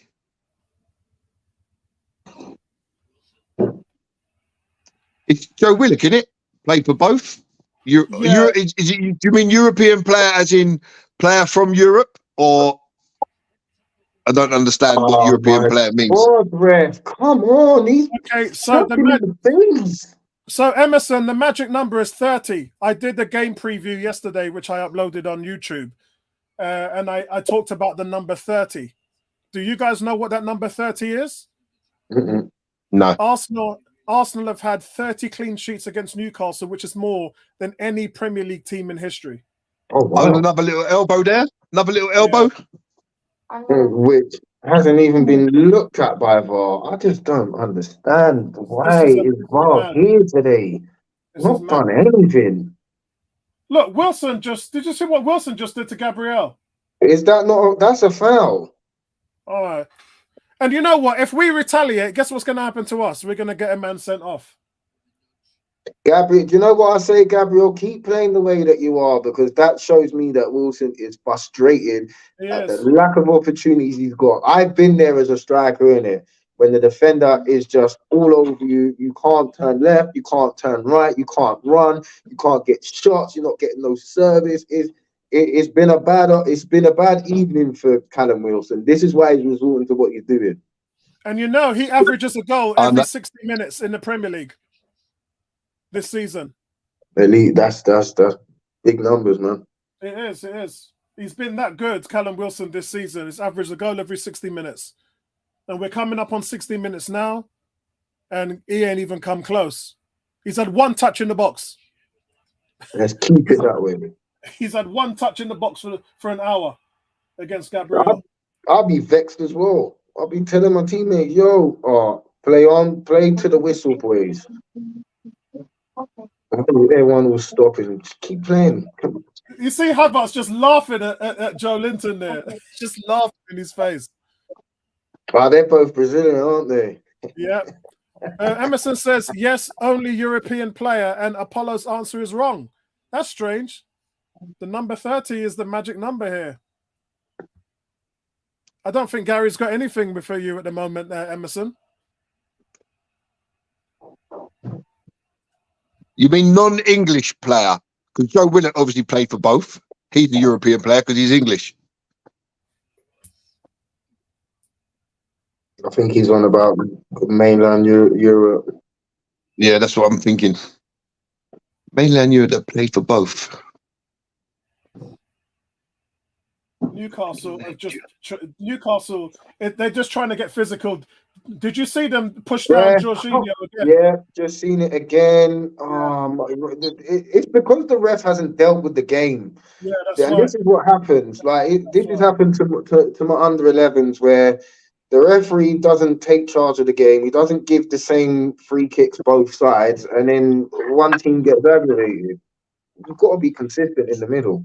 Shout out to Fiona Edwards. She's watching from Malta today. She just found a bar. Come on, you Gunners, she said. Shout out to you, Fiona. And I hope Pick up the pace now, boys. Pick up the pace around the box. Come on. Come back up. Oh, my days. What is that? Come on. Yeah, you can hear the noise level has gone up in St. James Park now. Can't believe Gamara is still on the pitch. That's about telling him to get up. You've just shoved him in the back. You barged him in the back. Jorginho's playing the parts. You expect him to stay on his feet after that. You're going to be unbalanced. Ref, please, I beg you, do the right thing. Oh, Mr. Willock's about to make an appearance. So it's 60 minutes gone, guys, and probably looking at substitutions to see how they can change the game. Arsenal really don't have much in terms of options. Here comes Declan Rice. Come on. Jorginho goes wide to Saka. Saka, do something, man. Do something, Saka. Eddie's down in the box. He got clipped again. Eddie's down in the box. He got clipped again. But it's not going to go to VAR. They're definitely leaving their studs in here, Newcastle. Emerson, Matteo Debucci. Oh yeah, I remember him. He flopped horrid for us. Go When on, when he there it is. Well, he got Into the middle. He- Rice he got a goes dislocated wide shoulder, of the didn't he? And we never saw him again. yeah, against Guys, Newcastle, funny we've enough. just had a golden chance Yeah. here. Declan Rice just goes right left Oh, of the bar. If he gets that on target, it's 1-0 Arsenal. If he gets that unlucky on there. target, it's Beautiful, 1-0 Arsenal. beautiful football from us. Finally, like there was a bit of tempo to the passing around the box. That's what we want. Yeah, that was a chance. Arsenal's XG 0.51, Newcastle 0.16. 11 shots from Arsenal, 1 on target. 5 Ooh. shots from Newcastle, none on target. Emerson said correct. Gary? Thank you. And there you go. Mr. Callum Wilson has gone off, so he is not getting his goal against us today. He's not, and so is Amaron. I think Amaron is gone as well. Yeah, Amaron is gone as well. G said Eddie's been the best of the 3 attackers. That's not even close, mate, because Martinelli and Saka ain't even turned up. I didn't even know they was on the pitch. Yeah, it's You're sitting been too good. close to the TV.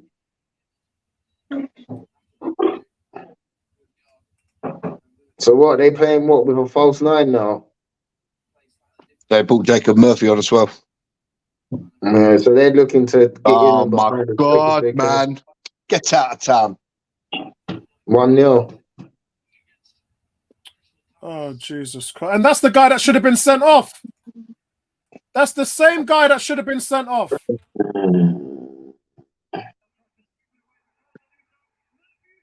Is that cool?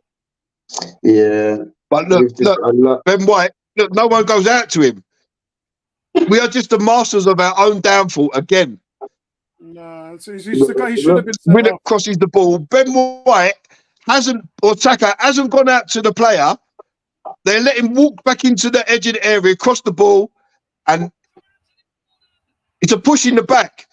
Surely that's a push in the back of Gabriel. They're not going to disallow this goal. They're not. But surely that's a push in the back. They Going to won't VAR. disallow it. I don't think so, no. It is. VAR will check to see if the ball went out of play before the touch. The ball, apparently the ball's out from what I'm seeing from my Yeah, the ball went out of play. things. No goal. Talk it off. Come on. Yeah, the ball went out of play. Was the ball definitely out, Lewis? Yeah, I looked at the ball, looks like it's out of play. Oh, I can't see from that angle. They need a close up. Yeah. Looks like the ball's out of play. But it's shocking defending from Arsenal, man. But that's what I mean. Ben White and Saka both standing there looking at each other. That's a push as well. That's a push. Yeah. Yeah, it's out of play. It's out of play. Yeah. Yeah, that's not a goal. It's out of play. But we get away with it. If we get away with it, why isn't one of them players going out to close down the ball that's still in play? They all give up on it, thinking it's going out. What do you mean, Gary Neville? There's nothing in that one. He clearly pushed him, so he can't header the ball away. He's favourite to it. Yeah, that's a foul on Gabriel, man. That's a foul on Gabriel. The longer this goes on, the more it should be given as no goal. Right, here we go, guys. So now they've gone to possible foul now. He's all over the back of him there. It's a push, man. It's a blatant push. 2 hands on his back. Yeah, that ball's out, man. Checking goal, possible ball out of play.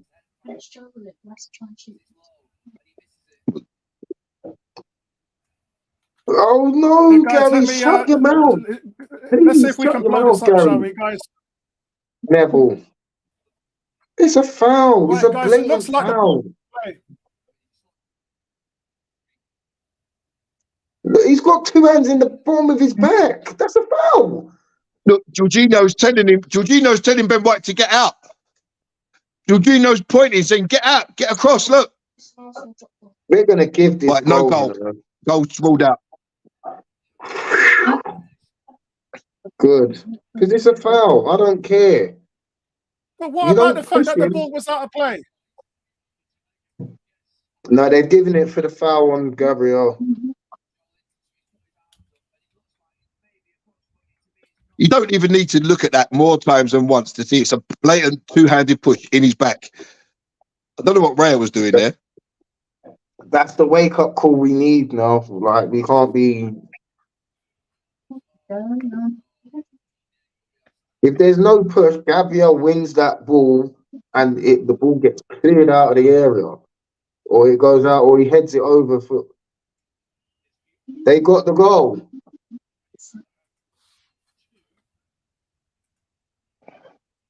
Oh my God, the goal's given. That is BS. That is BS.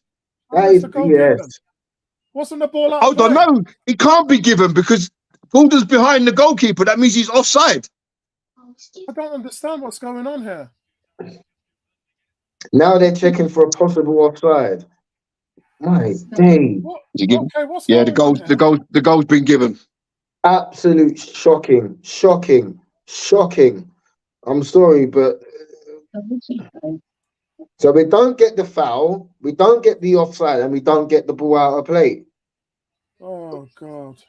They just want to they just want to give this to Newcastle. I've said it from the beginning of the game. Yeah, I'm with you. I'm with you, Lewis. From the Pointless. moment they're not looking at possible red cards, Yeah, it's pointless. now Gary Neville saying it could have been this, it could have been like, mate, you can see with your own eyes.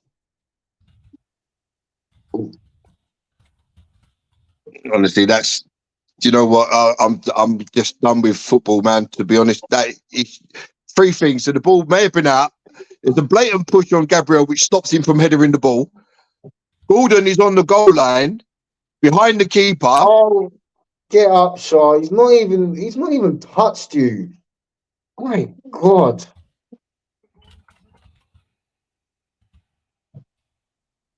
Absolute joke of a decision. Like, I'm just, how can you even give so many first and foremost, you don't stop. You gotta run to the ball. You've got to get out there. Stop the cross coming in. Then there's the foul. There's a foul. Oh, I just don't understand Mate, how this is. But to be honest, Raya hasn't covered himself in glory there because he could. That short goalkeeper again, man. He just can't. Ball Ramsdale plucks that out the air. Oh, it's unbelievable, man. Unbelievable. Guys, I had to give a two-handed push on Gabriel, which sends him into the net as no foul. Yeah, I don't get it. I don't get it. If it was, guys, I've got nothing for you because it's an agenda. It's an agenda. I've got absolutely nothing for you. I've got absolutely nothing for you. It's an agenda. Victor says three incidents, out of play, offside, and the foul, and they give us nothing. Nabil says, load of crap. Need a full-strength team. Well, we haven't got a full-strength team, Nabil. We got injuries coming out of our backsides. And with all that being said, these three decisions really has got nothing to do with injuries. It's just ridiculous poor refereeing. There should have been a red card in this game as well. It's just poor officiating. It's just the officiating. The ball was out of play. How did they not see that? I don't know what they're looking at. They'll come out with, oh, we didn't have the right angle to see down the line and this and that. Oh, it's ridiculous, man. It's absolutely ridiculous the way this this is game's happening going. right in front of our face, and there's nothing that there's absolutely nothing they can do about it. I hate blaming the ref, but this one, we didn't cover ourselves in glory by stopping, but then the officials got the chance to actually make the right call, and they didn't bother, in my opinion, because they didn't want to. I'm just baffled. The ball was out of play. VAR could see everything. I mean, how clear cut does it need to be?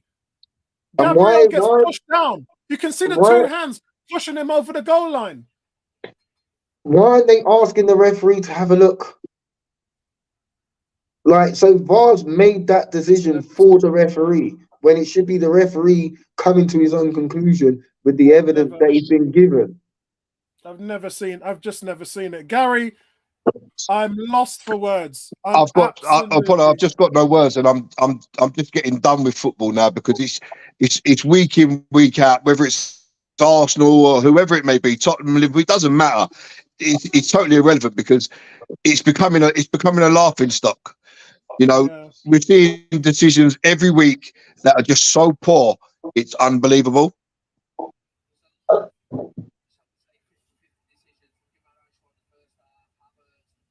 I just don't understand what's It's going not a on. tough game, Gary Neville.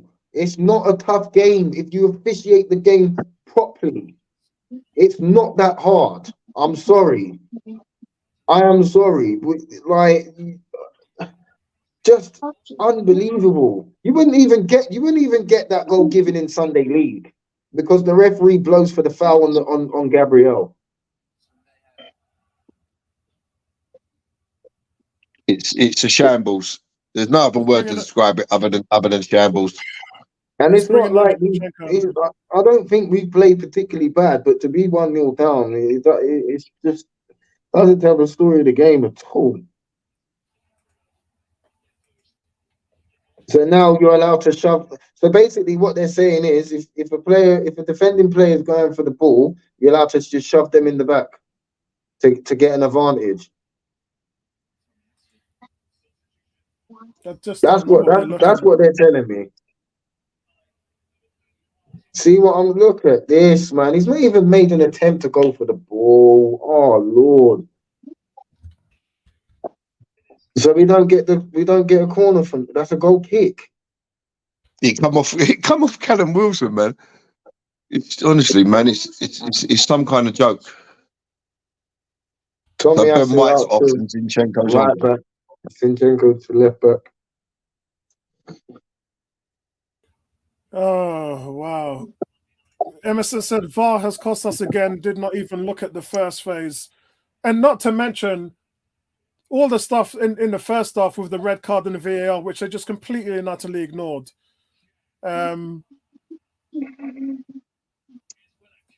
G saying, send Atwell to the championship after this. He's done. And he says, Nabil and Kenny, I'm not watching anymore. F football, corrupt as F. There's a lot of F's, man. Yeah. Yeah, sorry, G, you know we don't do Fs on this channel, but I'm lost. I'm lost. There's what can you say, Lewis? There's absolutely nothing that you can say because there isn't. And the thing is, he had lost the game from the first half. He didn't officiate in the first half. There's another foul. Oh, you see that? Yeah, you can see that as a foul. Yeah, okay then, Rev. What about the ones that you've actually missed? And it's poured over into the second half. He's just lost the game there, man. I think Joe Willett would have been a great number 8 in this Arteta setup. Yeah, but they took the money, innit? They wanted the money. And even then, he's not even getting into Newcastle's first team. Oh, boy. Good drive, Martinelli. G saying, Zinchenko coming on to do what? Fill the crying void left by Jesus. All right, all right, okay, so it looks like Zinchenko is playing at the number 8. He's playing it as an advanced attacking midfielder. Inside. Oh, my days. Why didn't we just play that one around the corner there? We've got to take some more risks now.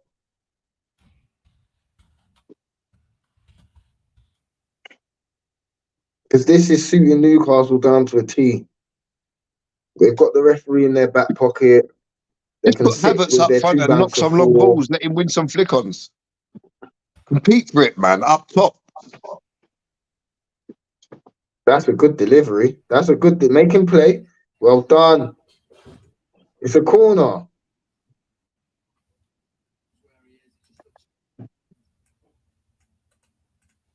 That's a decent delivery.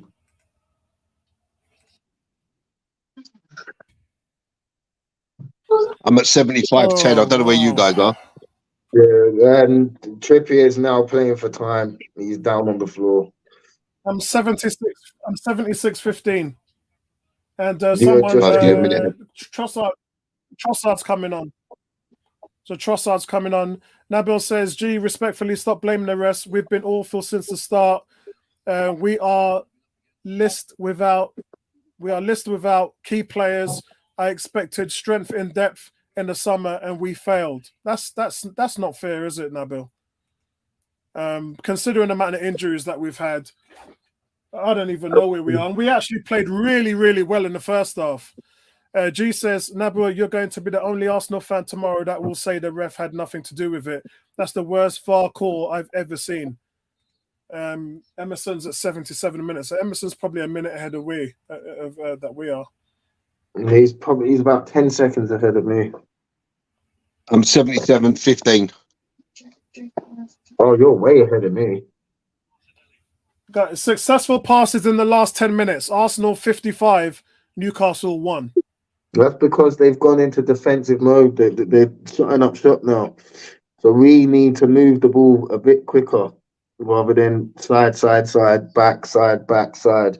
We need we need to be in. Just take the game to them now. I'd rather lose 2-0 going for it than 1-0. Yeah, I agree with you, Lewis. I agree with you 100%. Change it up, put Havertz up top, knock some long balls, get Eddie feeding off. Saka's been non-existent.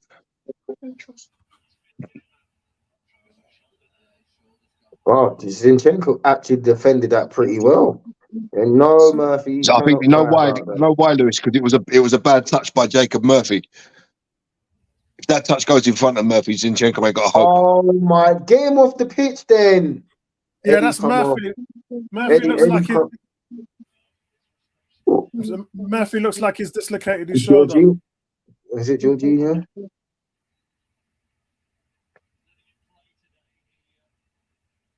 Well, he's done his wrist there, Murphy, by the looks of it. Yeah, it's his shoulder. He's dislocated it.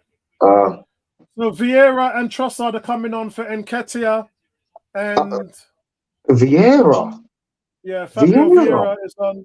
And so Jorginho's off as well. So Jorginho and Nketiah are off. And Trossard and Vieira are on. So Trossard probably plays at the number 9. But that means Vieira's going to go where? Down through the middle? Yeah. So they've got literally Declan Rice is going to be in a single pivot, which is basically means that they're going for it. And then they're going to push all the attackers up front. Havertz has swapped into the number 8 role. We've got Zinchenko pushing up. We're playing with 2 number 10s. So Zinchenko and Fabio Vieira are the 2 number 10s. Havertz is your number 8. We've got pure attackers on now. Cool. The key to this is us moving this ball a lot quicker. We got. And here it comes! Oh! Ball was played into the middle by Havertz, but it was defended by Newcastle. Trossard was coming in for a tap-in. You can see here, play develops. Havertz playing really well today, puts the ball into the middle, and it was, and it's just taken out by the defender. It looked like it was Fabio Vieira was coming in for the tap-in. Now we've got a bit more. Yeah, now Charles anticipated it very early though. His position is quite good. The thing is, you've got Trossard, you've got Zinchenko and Vieira on, all creative players. So the creativity is going to shoot uphill now. They've played it short. Zinchenko's come in and it's gone back to Trossard. Trossard chips the ball in. Oh, and it's just defended well. It looked like Havertz was getting held there. Oh, that's well played by Ben White. Ben White's not on the pitch. No, it wasn't. I don't know who Saliba. I don't think it was Saliba. What, the header back in? Yeah, the header back in, yeah. That was Someone Saliba. just have a shot, Arsenal, for crying out loud, man. Yeah, All it's this going to be all tippy Arsenal for tapper the last 10 rubbish, minutes. man. Whatever you call it, I don't care what it's called. I'm fed up with it. There's no end product. Forwards, lads. We need a progressive pass forward. Get forward. Newcastle blocking out the Here middle. comes Is what another we're going cross. to have. Saka. Saka's got 4 men in front of him. He's laid it off to Vieira. Vieira, poor pass by Vieira. What on earth was Vieira thinking of? Vieira just lays the ball into the middle for Oh nobody. my Lays it days, straight to man. Newcastle defenders.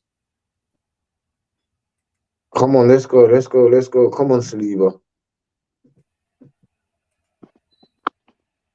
I want to see a little bit more urgency here because Newcastle got everybody back. They want to defend this win out bad.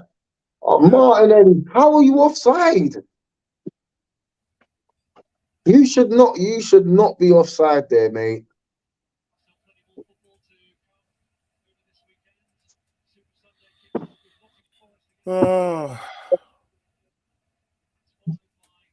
We've got 8 minutes left, guys. I think we could play for another 80 and still not score.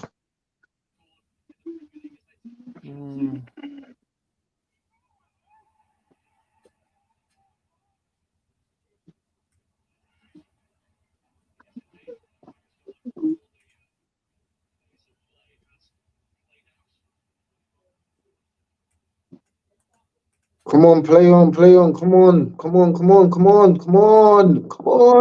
Hurry up. Yeah, it's been slow, frustrating build-up play. Ball comes out left to Martinelli. Martinelli's got the ball, single, one-on-one. He plays it into the middle to Havertz. It comes back out again. Martinelli crosses the ball and it goes to the back post. It's defended well. Tomiyasu on the other side. Comes out to Declan. He goes back wide. It's recycled to Martinelli again.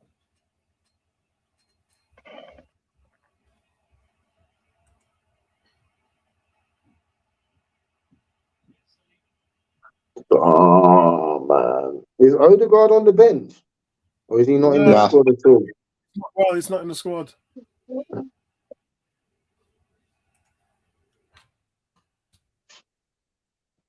This is Newcastle's bloody cup final in the league, man. I'm telling you. Nabil says bait crap. G saying is the Raya loan obligation or option. Cam saying we're in a top 4 race with this woeful attack, not in a title race. What was Victor, that? Victor saying Wow. I don't even know.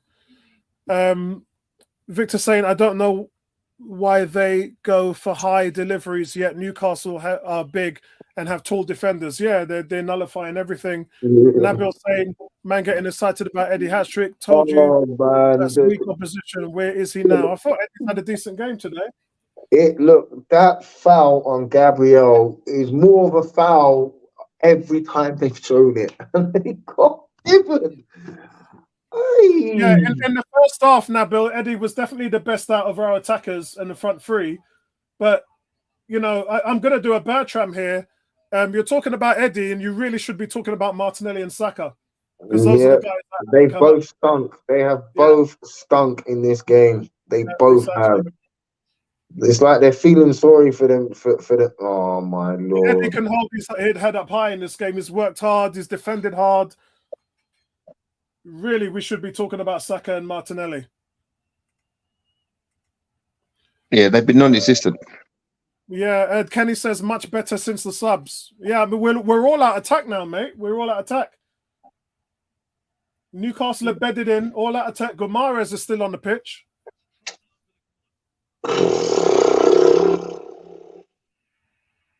Corners defended well. Yeah, I mean Newcastle, like you said, they've got big boys up there, and it's easy for them to defend. Oh, Havertz, come on! Somebody have a shot for Christ's sake! That's what I mean. It's bordering ridiculous now. it's just we're passing the ball around so much. Like somebody have a shot. Go on, Zinchenko. It's blocked. Zinchenko's shot is blocked. That was Trossard's shot.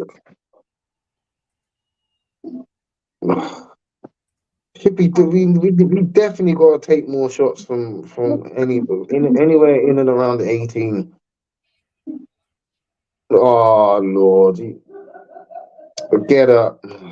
Well, Arsenal can smell the game almost getting away from us now. I don't know, guys. It's probably going to be 8, 9, or 10 minutes because the VAR took so long. Yeah.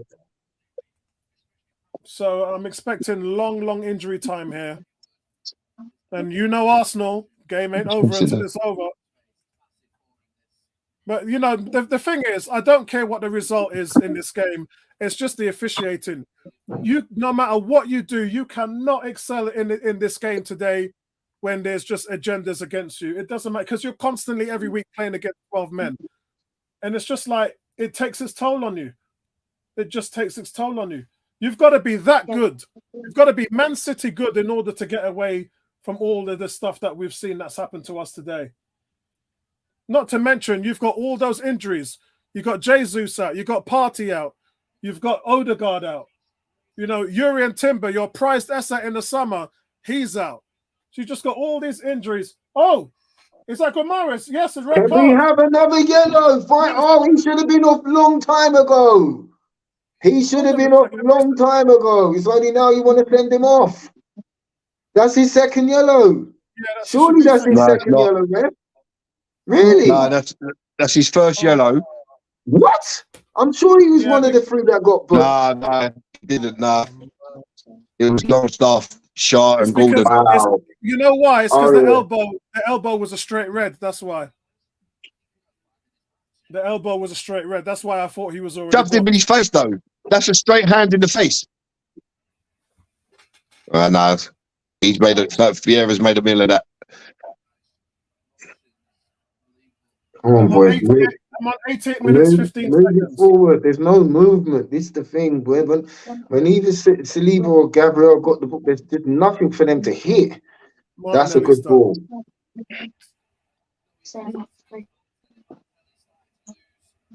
Yeah, it's a foul. It's a foul. Gary Neville said that he should have been booked in the first half. Really? KS says our wingers cannot skin themselves. They've been poor. That's where it's really been. It's been just poor from Saka and Martinelli today. And it's funny, isn't it? Because normally, like Eddie might struggle or Havertz might struggle up top, and then those two would have good games. But the one game where Eddie and Havertz has turned up, worked hard, made a lot of runs in the middle. I mean, I don't think I've seen Havertz make so many forward runs than I've seen him make today. It's crazy. I've never seen him make as much forward dribbles today as I have at any time this season. Oh. Okay, come on, boys. Come on, let's go. Yeah, I say for me, we've got to change the way that we play, man, because the way we play is so docile. Easy pass there, Havertz. Come on. You're telling me you can't pick him out from there. Well, guys, it's going to be 8 minutes added time. 8 minutes added time.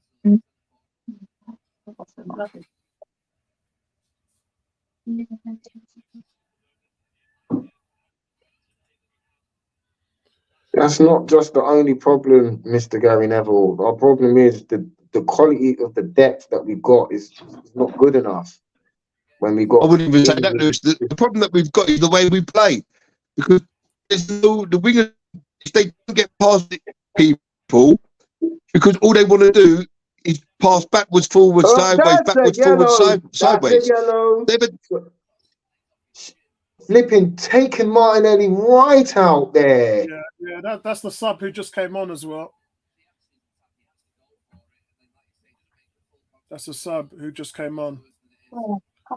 So we're now 3 points behind. At the moment, we're 3 points behind Man City. 2 points behind Spurs, having played one game more. Wow. And if Liverpool win tomorrow, then that pushes us down to 4th place. Which they will. They got Luton away. Yeah, that's right. Yeah.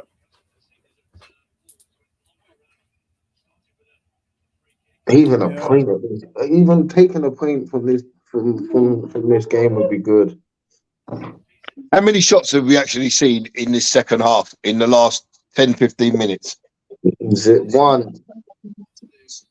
One shot. That's just not good enough. Newcastle were defending 11 men behind the ball, all in their box, and we're still trying to walk the ball into this damn goal. Yeah. It's ridiculous. It's beyond. It's schoolboy stuff. If no one on that pitch can work out that you have to have a shot from Don't whip distance, it in high. Whip it in around the corner. Look how easy Declan Rice just takes the ball off them, and then Vieira loses it.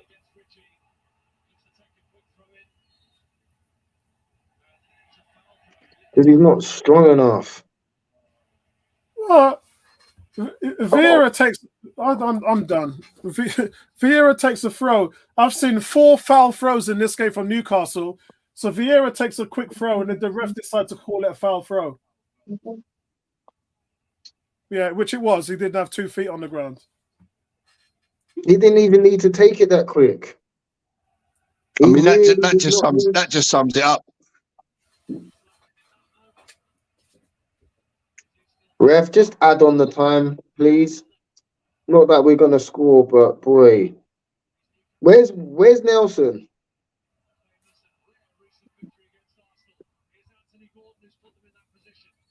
Offside. The thing about it is, like, you need a goal, and you brought on all these attackers, but you've taken Eddie off. You Come brought on, all these boys, man. attackers on. Come on.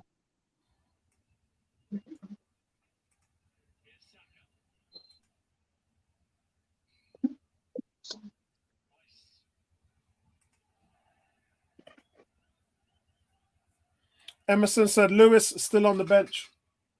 He's still on the bench. Here comes Gabriel. We've got 5 minutes left in the game, guys, and that's just absolutely wasteful there. Corner to Arsenal.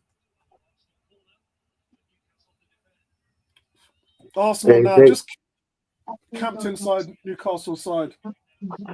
Yeah, but we're not doing nothing with it. Not doing nothing with it. Backwards, forwards, sideways. No one take a shot. No one wants to take the responsibility. Yeah.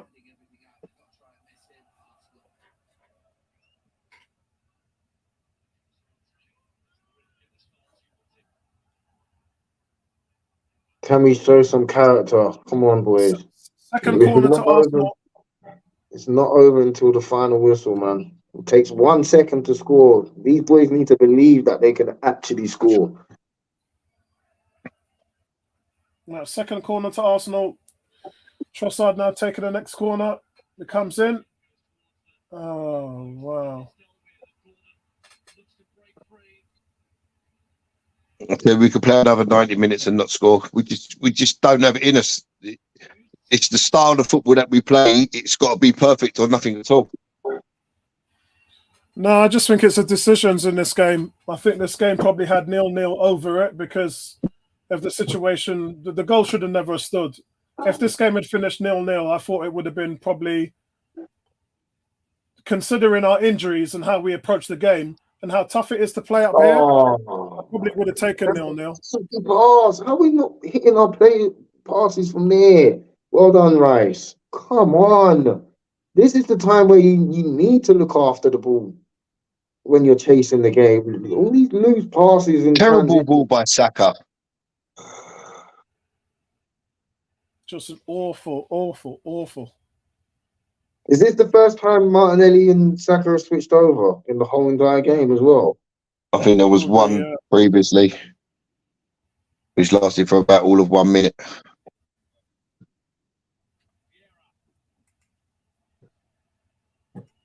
There's no ideas. There's no one using their noddle. No, that would have been, if Saka got in there before that, then that would have been a goal. If Saka had beaten that net, look, he's holding Gabriel by his arm. Oh, man. You've got to make that run to the near post, bro. Yeah, Can if he you keep run, it in, Gabriel? if Saka Well makes a run to done. the near post, that's a That's tap a in, and it's foul. 1-1. That's a foul. That's a foul. Yes, it is. You know it, Trippier. You got done by Big Gabby. I never knew Big Gabby had that in his locker.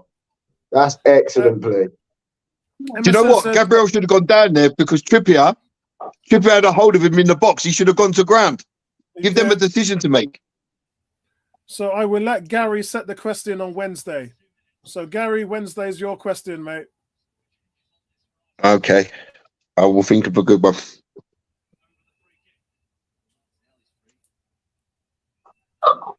It's again, we've just gone out with a whimper, though. There's nothing. It's disgraceful.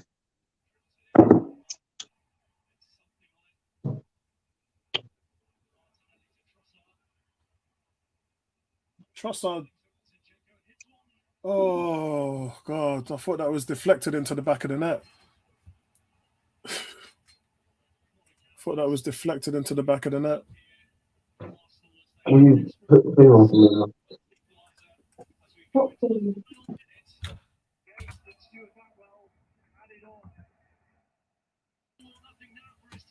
Yeah, I think this is probably the last attack of the game for Arsenal. And Newcastle defend set pieces so well is because they're so big. All that crossing in there. There's no point of that anymore. Then score.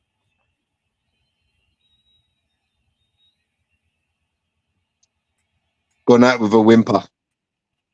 You know, I don't know what Arteta's trying to do. He's just trying to be too clever. Sometimes you just got to go back to basics. That's it. Game over. Yeah, I really don't know what options that there was here, really, to be honest with you. Well, you've got Havertz on, still on the pitch. Put some long balls in. Get him challenging for it. Get people running off of him. Put Gabriel up there. Put Saliba up there for the last minute. Knock the ball long. Change the way that we play, because we played the same way for 98 minutes, Apollo, and it's got us nowhere. Yeah, I'm not all these even gonna creative try. players, they couldn't create a magic trick if they had a magic set.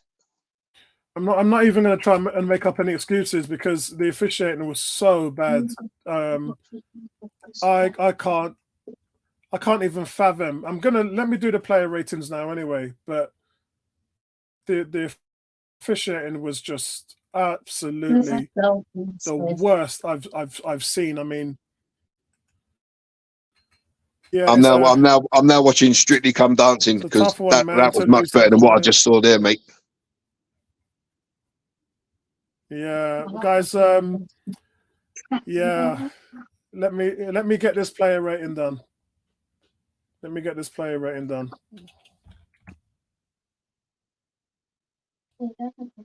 And it's not going to be pretty. My player ratings are 4s across the board for everyone. I don't think anyone excelled in that game. After the first sort of 30 minutes, we died off, and we just didn't do nowhere near enough. You're not going to win the league if you put in performances like that. And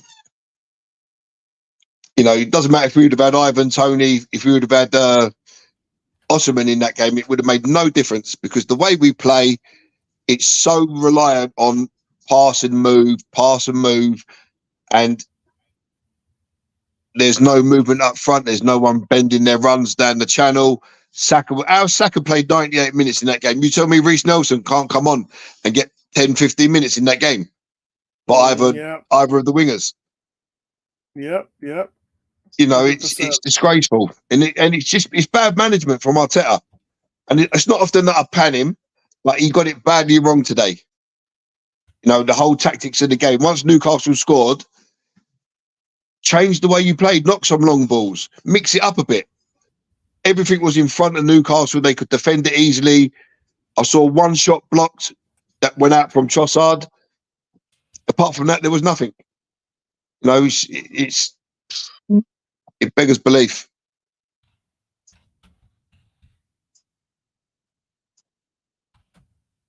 Yeah, it's I'm just trying to finish off these ratings here. I mean, we can go on about the referees and the decisions that were made, and some of them were absolutely laughable. You know, the elbow or the forearm or the fist, whatever you want to call it, from Gomes, red card. You know, the push on Gabriel, How's that not been seen? I just don't understand how you can't see that someone has pushed someone in the back with two hands, which stops him from headering the ball. And the goal is given. Ben White not going out, relying on that ball to go out. Go and chase it. Saka's watching it as well. One of you, go and chase it.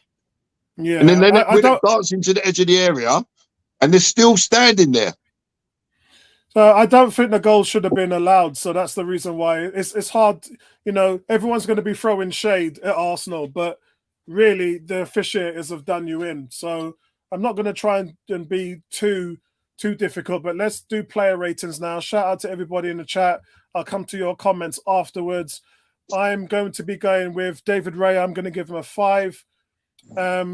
He looked a little bit more comfortable with the ball with distribution.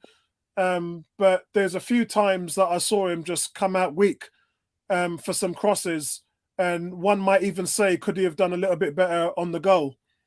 So I'm going to give him a 5. Ben White, for me, rightly substituted. It's a good thing they substituted. Awful display. So many errors. He's been awful for the last month. As I said, scored an own goal out of nothing against West Ham, and he was at fault for 2 goals before that, including the Mudryk one, where he's just constantly giving the ball away in the midfield. Today, it was the same thing. It's the same thing from Ben White that I've been seeing over the last month. And for the last few games, I've been calling for Tomiyasu to start on that right-hand side. Why not start with him on the right and then Zinchenko on the left? To be honest with you, I know we're a couple of months away from Giroud and Timber, but Ben White's got... Saliba, I thought I'm going to give him an 8. Saliba's probably my man of the match today. The way he defended, especially with one-on-ones. Callum Wilson averages a goal every 60 minutes in the Premier League. And he did nothing against these two today, against Gabriel and Saliba. He absolutely got nothing from these guys. Brilliant game by Saliba. It was physical, untroubled, won his duels, strong in the air. Saliba didn't put a foot wrong, in my opinion. Gabriel, I'm going to give a 6. Again, really good in the duels, but he got fouled on the goal. And really, it's not. If you're defending somebody and they push you with 2 hands into the goal, he's standing up outside of the goal, and where he ends up is inside the goal, and that's not enough for the referees to say that's a foul. What planet are we even living on? So look, some of you guys can destroy some of the players as much as you like. For me, this game probably had 0-0 written all over it, and the officials have just done us in. The ball was out, it was offside, and there was a foul. There's 3 different things that happened, and I cannot believe with video technology that you've just... And it's got nothing to do with the technology, guys. It's the officiators. The evidence is there. When the ball went out of play, I had it for a minute on here for a picture so all of you could see it, and that wasn't even discussed. What they did is they went straight to the push in the back on Gabriel, and they decided to not give that. Had Gabriel not been pushed in the back, he would have defended that ball. That ball would have been defended, but he couldn't defend it because he was shoved in the back into the goal. Absolutely atrocity. I tell you, I'm sick and tired of seeing this from the officials. Then it's things like this. You know, I heard comments in the chat saying it's gone beyond football now. It's corrupt.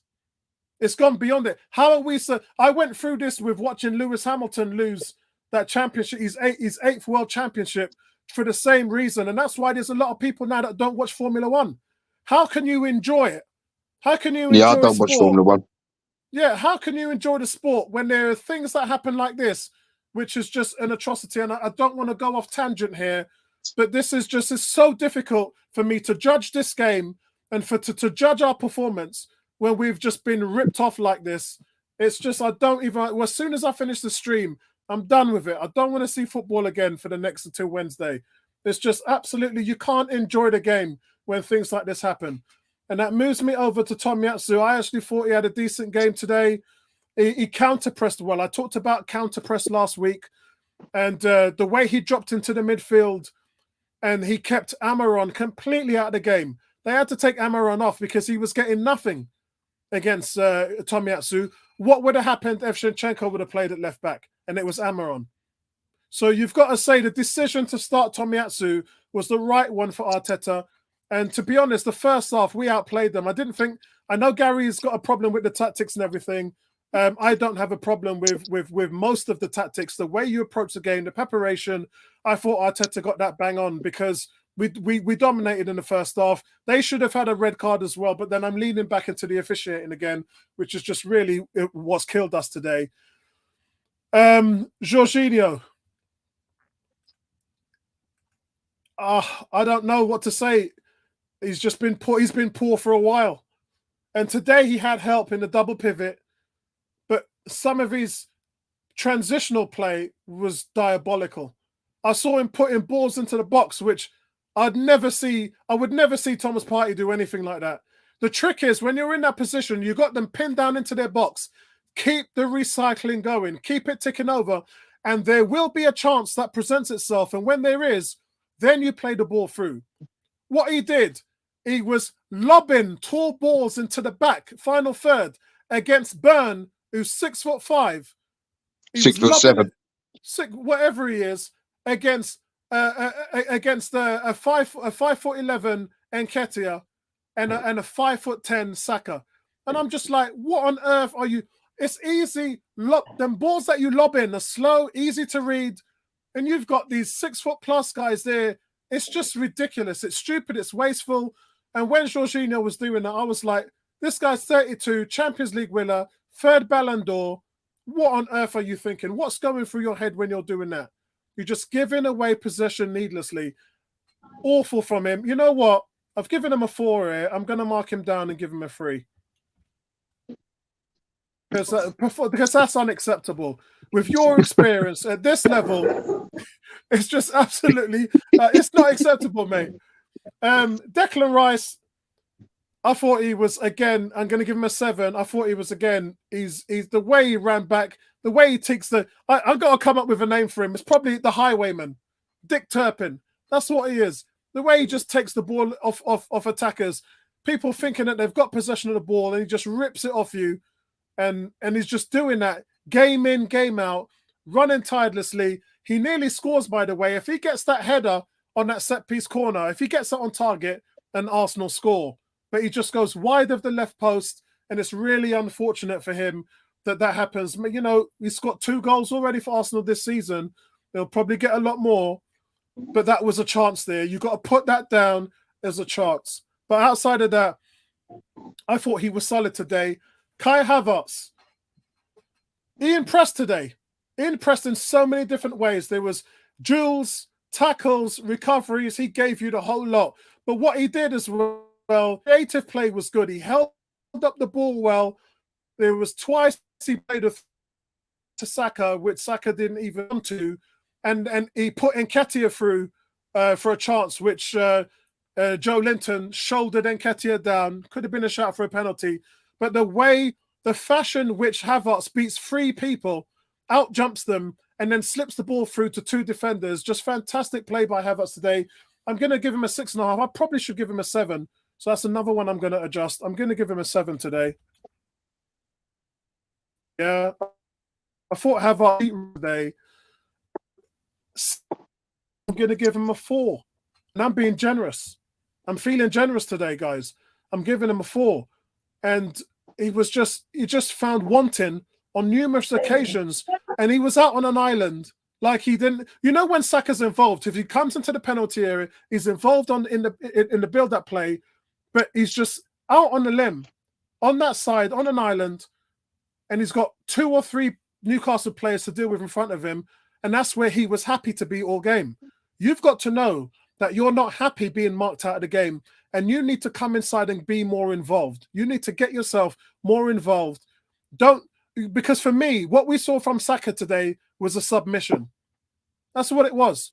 He was waving the white flag out there on the right-hand side and quite happy to be nullified for the entire game. And that's not acceptable. Not from our star boy, not from Arsenal's star player. And I should knock him down to a 3, but I'm being generous, so I'm going to give him a 4. Eddie, I'm going to give him a 6.5. I thought he worked really hard today, got in good positions, had opportunities where he could have scored, but the ball wasn't delivered in those situations. And you can see it. He does what a striker should do. He points to the wingers and tells them where he wants the ball. And on 2 or 3 times, the ball wasn't played there. He ran back and made 3 recoveries. I actually nearly missed the second one. Gary had to point that out to me, and I watched it on a replay, where he's just running back with his energy and he's helping out the defense where Newcastle's trying to get us on the overlap. Eddie's there to deliver a performance defensively as well as work hard up top. Didn't really get any service today at all. But his work rate and his commitment today, he's earned a 6.5. Martinelli, not as low as Saka, because at least he was trying to run the channels. You can see that energy inside of his game, but it's just his vision is so bad. His vision is just so bad. There's things that's on for him, and he's just not delivering the ball. And you know how he plays. He's got his head looking at the grass. He's pointing down, looking at his feet, instead of looking up to see what's available. And because he's always doing, because he runs like this and he's got his head pointing down, he's just not seeing the whole field. And that's why he can't deliver that creativity. That's why it's not there. Eddie's talking to him. Eddie's pointing to him. Havertz was pointing to him on one occasion, and Eddie and Martinelli's not delivering the ball. But I thought he provided good energy today. But when the sub came on, what's his name, Lavron Mento? When he came on, Martinelli couldn't get past him. He had nothing. He had Martinelli's number. So Martinelli gets a 5 today. What's happened here? My player ratings has disappeared. Right, here we go. And Arteta, I'm going to give a 6. I thought he set his team up well. I thought, considering all of the injuries that you've got to deal with, the team sheet was what the team sheet was. The only thing that I would have done is not play Ben White. That's the only thing I would have done. I would have played Tomiyasu at right back and put Zinchenko in at left back. And then what I would have done, I probably would have had to swap them because of Almiron. That's what I probably would have done. I'm more concerned with Almiron than I am with what's going on the other side. But Ben White's been so bad that he's been at this case where I would have dropped him. Yeah, and so that's the only thing I would have done. But it doesn't take away anything from the performance today with the officials just giving the game over to Newcastle. You can't manage for that. There's nothing you can do that can manage for that. The only defense that I would have, and why Arteta doesn't score higher, is because I felt that towards the end of the game, you're taking off Eddie, who's probably the only guy who really could have got you a goal. So you had all these creative players on, and nothing was happening. Like no shots, no nothing. So you brought all these guys on, and the guy who could get you a goal, you took him off. So that's my only tactical decision, which I think Arteta's shot himself in the foot there, because you were struggling anyway, and the only one hope that you had to get you a goal was gone. Gary, there's a lot of comments in the chat here. Let me go to some of them before I go to you, Gary. KS said we lacked dynamic players. Havertz may work hard, but is simply a nice player and not what we need. KS says, where was Raya on that goal? Which is what I talked about. Exactly what I talked about. Declan straight 8. Yeah, Declan. Actually, no, Saliba for me was the man of the match, and I gave Declan a 7. But Bertram says we lack creativity. Yep. In the first half, for an hour, we lack creativity. And then what does he do? He brings all the creative players on and then takes the striker off. So you're back to square one then, aren't you, Gary? Because you got all these guys that can deliver. That didn't really make any sense. You got all these guys that can deliver a passing goal, and then the guy who scores, you took him off. If you give Jorginho 4, I would love to see what the forwards grades. Yeah, the forwards was I think 4, 5, and 6. Bertrand says Havertz is not here just for his defense. Maybe he is, maybe he isn't, but that's what it is. What it is. That's what we got to deal with. It says 60% possession and creating no clear chances. Yeah. Has anyone ever thought that Newcastle's got a good defense? It was number 1 in the league last year, and that's really how they play every week. So today was always going to be tough, guys. And this is nothing, your comment is solid, Bertram. I agree with you, but there's not a single person out there that has talked about how tough a team Newcastle is to play at home. Not one of you in the chat has said that. So maybe you need to think about the level of opposition as well. Remember what they did to PSG? They stopped them 4-0 here, and they've been good all season. There's not one game that I've seen Newcastle not turn up in, especially at home. So we had a challenge, guys. It was an uphill battle to begin with, but I actually thought we approached the game really well. I thought in the first half, we approached the game really well. The tactics was going towards us. And really for us, what it was about was to close the game out. Gary actually said this, close the game out, bring on your subs and try and nick one. That's what the plan was. But unfortunately, the officiating had other ideas. I don't know who this is, but it says we need to buy an out-and-out striker. Everyone's been saying that for the last 2 years. Yeah, well, name us some options that are out there, guys, because there isn't a lot. There's maybe 2 or 3, and then you're going to be you're talking 100 million. The problem with that, Apollo, is like I said, it doesn't matter who you've got up front. If you don't play to their strengths, it's just money. You might as well go and throw that money in the bin. It is, but the thing about it, Gary, is, and you're like, I'm always looking at 2 sides to it, and it's easy for everybody to say we need a striker, but you got to think about the way that we play. What our strikers do. If you look at Jesus and Eddie, and what they do defensively, how they pressure, they're the first line of defense with the way that they press. Yeah, I don't see Balogun. I've never seen Balogun playing like that. Ivan Toney's an average presser. He's not the greatest presser in the world. Yeah, but his hold-up play is fantastic. I believe he's the best hold-up play striker in the Premier League. But defensively, he doesn't give you what our guys do. And then there's a case for Victor Osimhen as well. Brilliant striker. But defensively, he's not there. So what's it going to do to your system? What's it going to do to you tactically? That's what our fans don't think about when they're talking about strikers. So we got to think about all those things, guys. It's easy just to say you want one thing, but does it work with what we're doing? That's the question. Yeah. Does what we're doing actually work? Because so far this season, I don't think what we have been doing enough to get over the line in games. Like today, all the possession, great. But what does it actually count for? It doesn't count for anything. If there's no shots going in on goal and you're trying to walk this ball into the net all the time against a good, resolute defence, there has to be some point in that game where you say, right, this is what we're going to do. Let's start taking some shots. Let's get Havertz into the box. Let's put some crosses in, get Havertz competing. But that didn't happen at all in 98 minutes. Yeah. I don't understand that.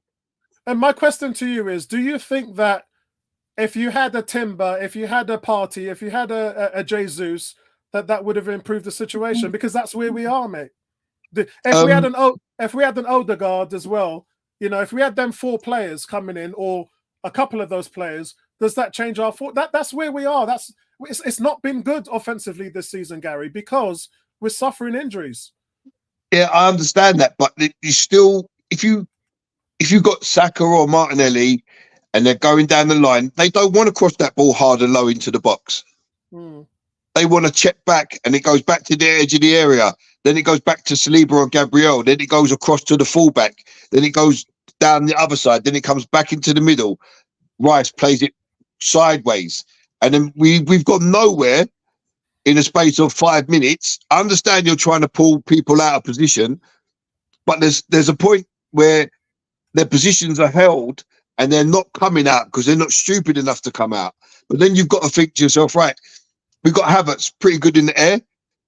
But I noticed that every time when that ball went wide, Havertz was always outside the box.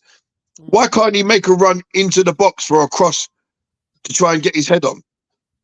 With a couple of minutes to go, why are we pushing him right up front and sending like Raya, Gabriel, Saliba, whoever, Zinchenko, sending that ball long for him to compete in the air? Maybe he gets fouled. Maybe we get a penalty. Maybe he gets a flick on. Someone else scores. There's no change in style of play, and that's down to Arteta. He wants it to be this way or no way. And that doesn't work all the time. When something's not working, you have to have a plan B. We saw it under Wenger for so many years. It was this way, this way, this way, this way, this way. And there was never any change. And it ended up costing us. And we fell away dramatically under Wenger. You know, we was competing first, second every year, weren't we? And then it fell away. We become happy with fourth, happy with third. I don't want to go down that same road again. The manager has to have a plan B and a plan C. Look at Guardiola. He changes things up in game. Haaland, he does, but he doesn't get it right all the time. I've heard you. Listen, no one's going to get it right all the time. But what I would like to see is an actual change, whether it works or not. Just try something different. I mean, when you talk about Man City, Haaland, he'll tap the ball, and the only thing that's on that guy's mind is how quick can he get in the box for a cross to come in that he can get on the end of. Yeah. Why can't Havertz do that? Why can't he hold the ball, lay it off, and then make a sprint into the box? Nobody goes past our forward line. Not one of the midfielders makes that. Even Saka or Martinelli, they don't make them field walk type runs where they're coming in and they're running on the diagonal to receive a ball. But that's the reason why I said to you today about Saka's performance. Because if you're not going to influence a game by standing on the touchline, and to me, that's all that Saka did today. He didn't have no interest in. Look, it's like, I don't know whether you watch basketball or not. Yeah. No. But if you're a good shooter of the ball, and you're putting up shots and they're not going in, what you do as a basketball player is you come inside and you take the easy layups to give you some confidence. Yeah. You don't stay outside and just keep throwing up bricks.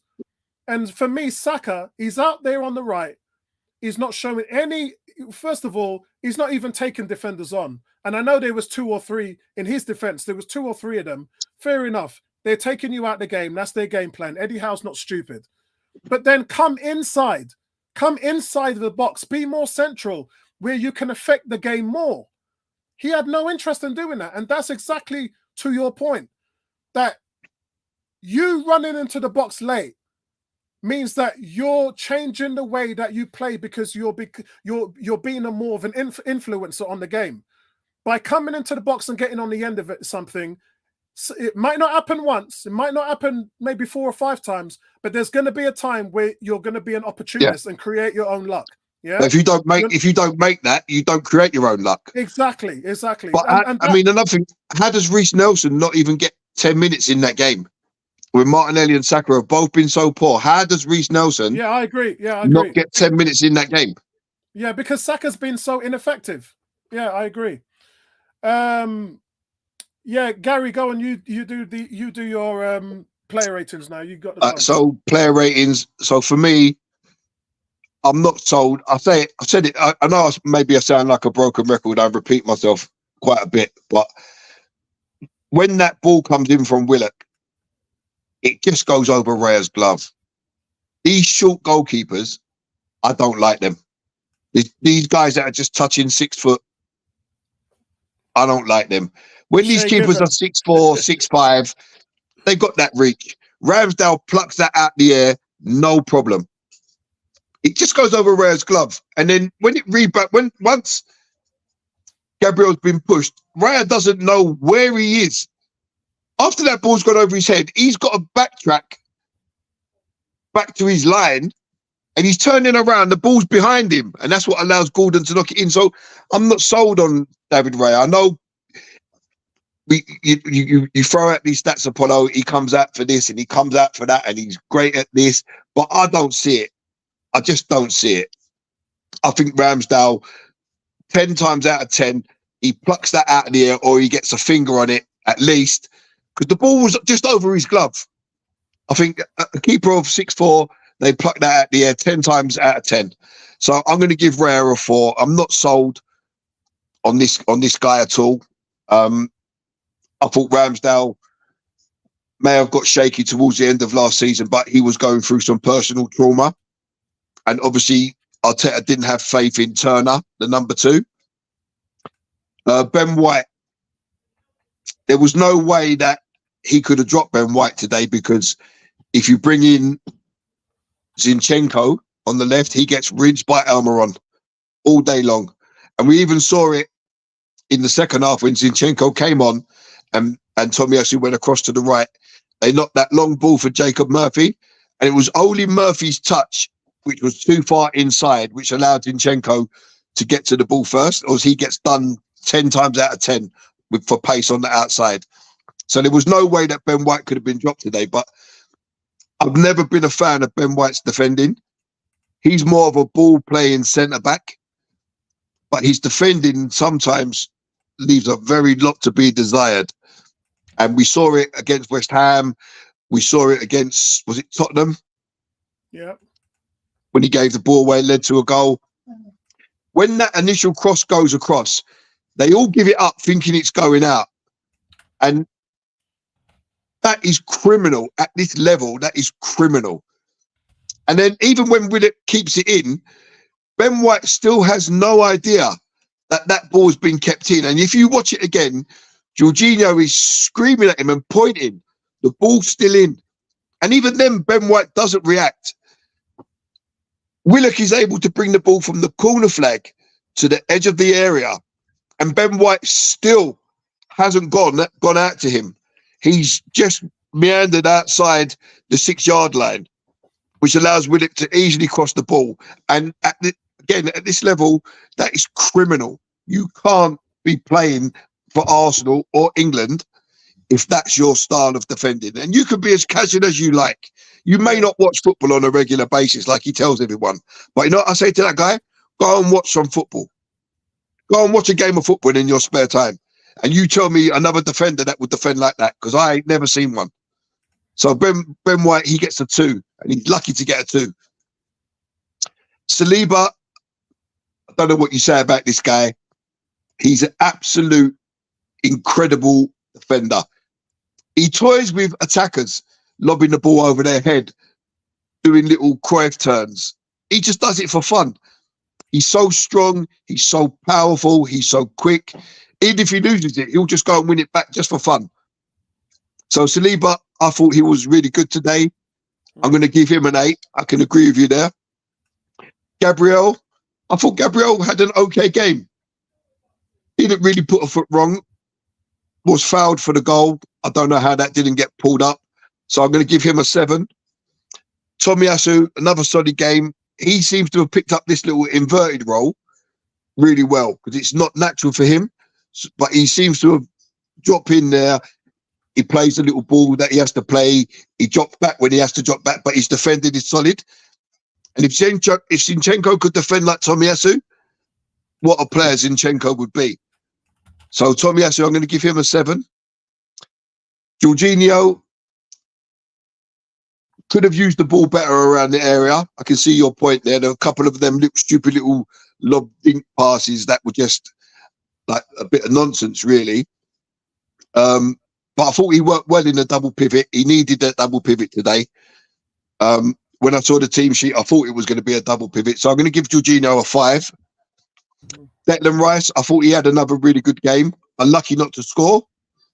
But the way he wins the ball back and the way he carries the ball, if he can just add the Thomas Partey-esque forward passing, we'd have a serious player on our hands. But bro, nobody can, because he's the best in the league at doing it. Well, I know that, but he's the best.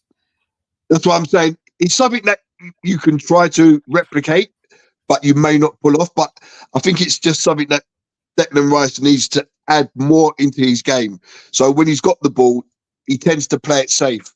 10 yards here, 10 yards there, 10 yards here. But get it going forward like Partey does, 10, 15, 20 yards, and then we're moving through the lines.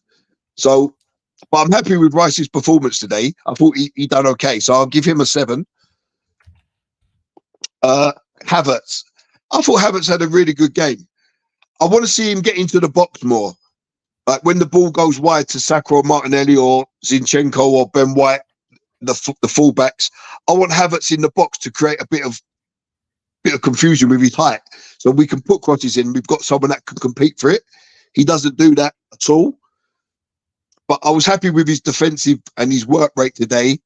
Couple of little bad passes, but that happens. So I'll give Havertz a 6. I thought he was okay.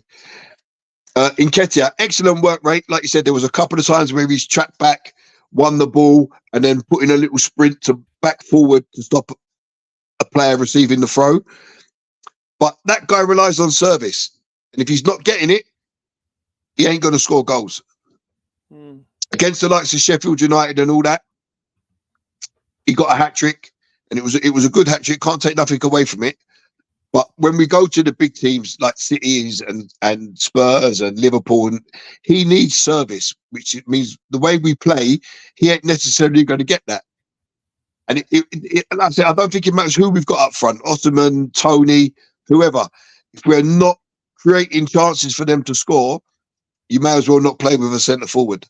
But I was happy with Eddie's performance today, so I'll give him a 6. Martinelli, I missed Saka, didn't I? Yeah, so Martinelli and Saka, I'll do them together. Saka today was non-existent. He looked disinterested, didn't get involved at all. When he had the ball, he didn't use it. He didn't get inside. You know, it was a very lackluster performance from Saka today. Probably the worst I've seen him play in an Arsenal shirt. Trying to cast my mind back since he came into the team.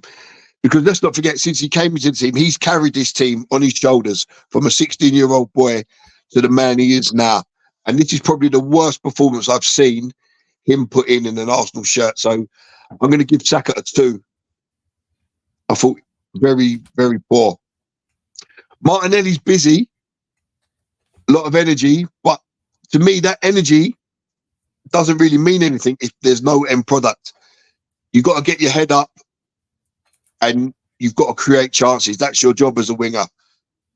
And there was one point where he went to the right, and as he squared up the defender, instead of going on the outside on his right foot, he cut back in on his left. And I thought that was really strange because he doesn't really use his left foot. But he's on the right, he squares up the defender. Instead of going on the outside to get that right foot cross in, he chucks back on his left, and then loses the ball. Now, Martinelli can be a world beater, but his game has to improve. His decision-making has to improve tenfold to what we saw today. So I'm going to give him a 4. Arteta. Now, when I saw the team sheet, I would have been inclined to play Zinchenko in the 8 and maybe leave Havertz out.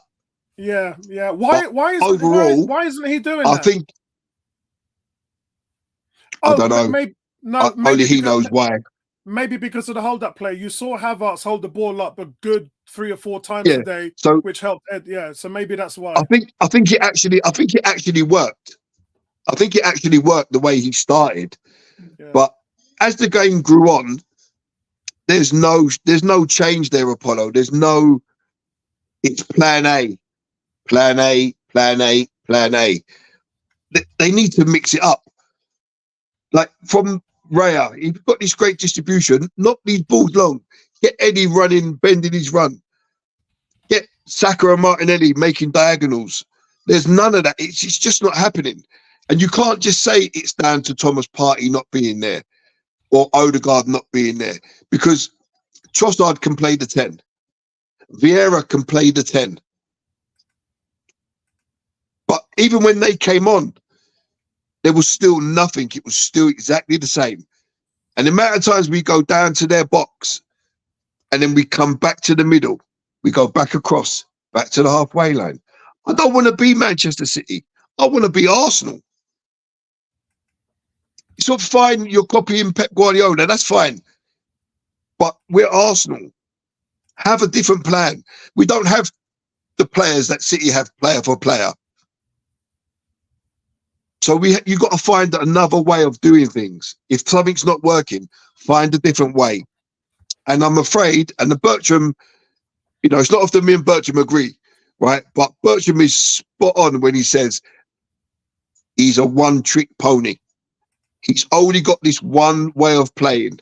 And when it doesn't work, it doesn't work. And there is no change in that. And for me,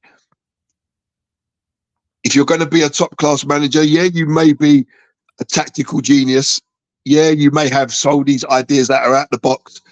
But on the pitch is where it counts. So, and if you haven't got... So if he's a one-trick pony, just a question. So if he's a one-trick pony, when he changed it up against Man United when we beat them 3-1, which was the same thing he did in the Charity Shield, and then he did it again against Man City when we played them and beat them 1-0, that doesn't count for anything. No, because it doesn't. No, I don't agree with what you're saying, because yes, we beat City 1-0 and we performed pretty much like we did today. No, but had Martinelli not got that deflected goal, it would have been 0-0. So Gary, how did he change it then? Explain to me how he changed it, because I must have missed something. Sorry, so you did definitely miss something. So when we played City in the Charity Shield, the way he played City then, it was a very tight midfield battle in terms of counter pressing, and that's something he hadn't done before, and yes, probably was the best that we played them. Now a lot of people was like, we were shocked. Watching the game was like, didn't expect that from Arteta. Maybe that's there for something to come. Maybe that's no. I'll give you that. So, yeah, I'll give you that. That was a change. But what I'm talking about is when the game is not going for you and you want to play this triangular passing, backwards, forwards, sideways, you're trying to move the opposition about. When they're not moving, you've got to try something else. So maybe you have to knock a couple of long balls, make them think that we're going to change the style. Right. That didn't happen today. No, it didn't. But it happened against Fulham. So Fulham, we were losing. He brought on Havertz, went route one. He played Eddie off him, and Eddie got the equaliser just by doing just that. That didn't happen today. It didn't. Yeah, you're right. It didn't. That's what I'm saying. There's no change. That's why he took Eddie off.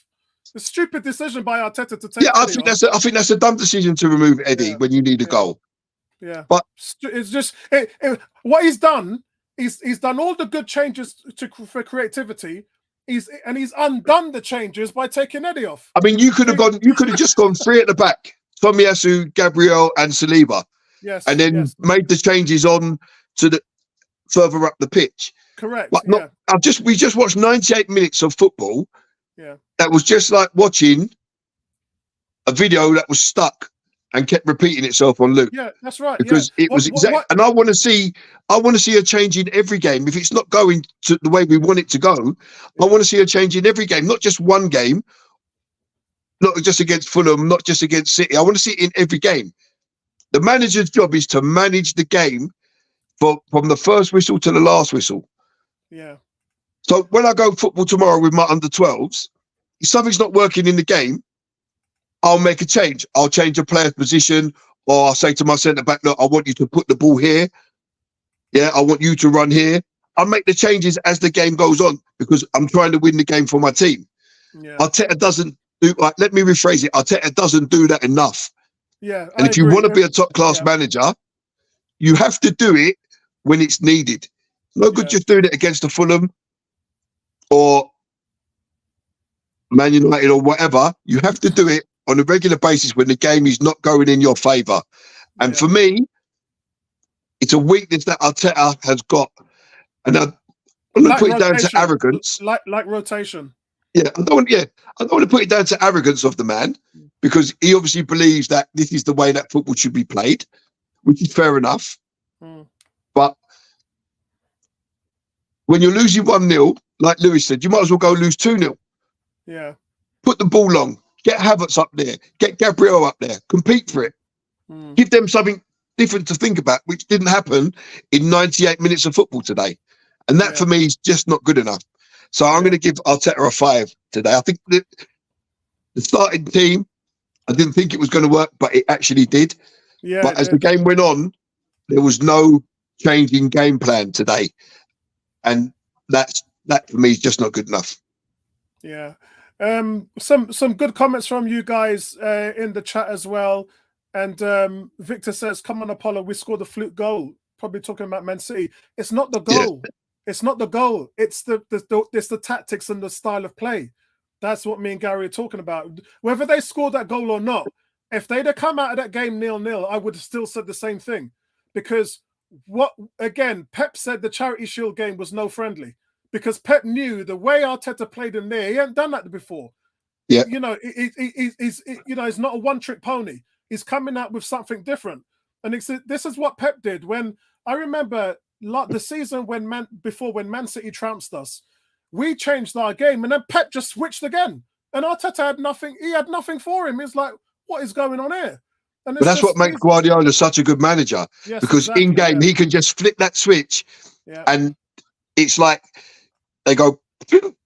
Like when you watch American football and they're in the what's the thing called, the scrummage line before the ball's whatever you call it. Yeah. And suddenly a player will move in motion and stuff like that. Guardiola can do that at the flick of a switch. Arteta hasn't got to that yet. Yeah, that's right. He hasn't got to that yet. I've seen it, but not enough. And it's just like it's something that he needs to improve. Yeah, like last season, I didn't see zero rotation. This year, I'm seeing rotation, and as the months are going on, I'm seeing the rotation is increasing incrementally. But I don't know whether that is because the injuries have got something to do with that. Obviously, they're not in the case of us seeing Tomiyasu today. The decision clearly is right now against someone like Amaron, against someone like Song, against someone like Salah. You better damn well play Tomiyasu, because there's no way that 100%. you're going to be. Yeah, what he did against Chelsea with Raheem Sterling was a mistake, and he's learnt from that because he started Tomiyasu today. So he's getting there, but it's not there. I've got a question for you, Apollo. He's not there. I've got a quick question for you. I was thinking about this earlier. So, do you think this current injury crisis is down to players not getting enough minutes in the case of Smith Rowe, that when he comes on and plays a full 90 and then picks up an injury, down to the fact that he hasn't got enough minutes previously for his muscles to be used to the stress and strain that he's putting them under? And in the case of Thomas Partey, when he gets asked to be played at inverted right back in for a couple of games, that extra work that he wouldn't normally do in the midfield, causing his muscles to go again. Do you think there's any link there at all? What would you say? I think in the Thomas Partey one, there's definitely an overuse of the way how he normally plays. I said he's never played in the single pivot in Spain, and he's playing more games here. The league is tougher. We don't sit down and build up play slowly in the Premier League. The Premier League is very fast paced. It's very end-to-end stuff. For a guy who's in a single pivot, that's a lot of work. And I think that his body can't handle it. When he was playing as a hybrid right back, 82% of his possession was in the midfield, playing where he normally played. So a lot of fans made a big thing out of it. But for me, I was like, he was only at right back for 18% of the time he played there. It wasn't really a right back, was he? It was more playing with three at the back and then an extra guy in the midfield. But in the case of Smith Rowe, unfortunately, and I made a comment in the forum today, I just think I think he's another Jack Wilshere. I just think he's crocked. And beginning of the season, he played for the England under 21, and Arteta, and I've got contacts in the medical staff. So Arteta has said, he's done that. He's had a run of games. He had 4 or 5 games in the tournament, and he played very well. Yeah. We played very well. The season started, and fans were like, "Well, where is he? Where is he?" But what Arteta did was try to manage the situation. He's gone, right, you've done all that, so we're going to train now for a couple of months and build you up. So we saw Vieira in, and we were like, where's Smith Rowe? And then suddenly Smith Rowe started to gain minutes, incrementally, very careful, trying to manage the situation, and then is crocked again. I think that's sometimes can be more detrimental, because I know I'm a lot older than Smith Rowe, but I know that if I keep moving, I'm fine. Yeah. If I stop and then start again, my body doesn't want to go.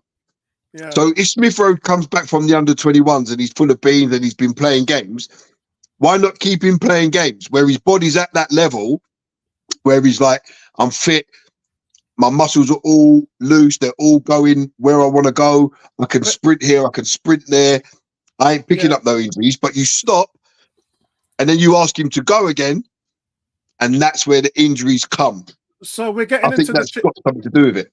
So we're getting into the chicken and egg situation, aren't we? We're getting into what happened when we lost against West Ham in midweek. We're getting into that situation where you're right. You're right, if no matter what decision you make, whether it's right or wrong, it's always going to be wrong. So with him, if you play him, if you played him when the season started, then you're overplaying him because he played in the summer with England. But then if you rest him and you put him on late, does that make sense? It's like what happened with West Ham. Makes sense. Everybody, in hindsight, against West Ham, everybody said, well, because they played our starters, we should have. But then if we played them and then we're knackered today, everybody said, well, you should have rested them. No, I didn't. I thought the team against West Ham was the right thing to do. And I wouldn't have even bought on them guys at 3-0 down. I would have given them all complete rest. Yeah. You know, I bought them on against West Ham just to save a bit of face, to say, look, I've messed up here. I'm going to make it look like I'm trying to get back in the game. But even when they come on, nothing really changed. Yeah, so honestly, I would have given them complete rest. Honestly, the plan was to always bring them on anyway. It's just the way he did it was just out of desperation. You know, like I saw a comment. I saw a comment in the group. Someone said that, you know, we lost Saliba for the season by playing in a Europa League game. You know, I don't want to see players pick up injuries in competitions that although we want to win, we don't really want to win. Yeah, because we want to fry the bigger fish. Yeah, exactly. Odegaard came on there, scored a goal, and today's crocked. And I know he hasn't had the best of starts this season, but today we missed him so badly. I mean, you only have to look at Saka's performance, and you just can see the link right there. We really, really miss Odegaard today. You talk about chances being created and nobody running into the box. That's what he does. That's what Odegaard does. We really missed Odegaard today. We really missed Partey. We really missed Jesus. I mean, Smith Rowe's injured. Timber, our prize signing, who's twice the player Ben White is. I know some of you lot prefer Ben White at right back, but I told you when Timber comes back, Ben White ain't starting.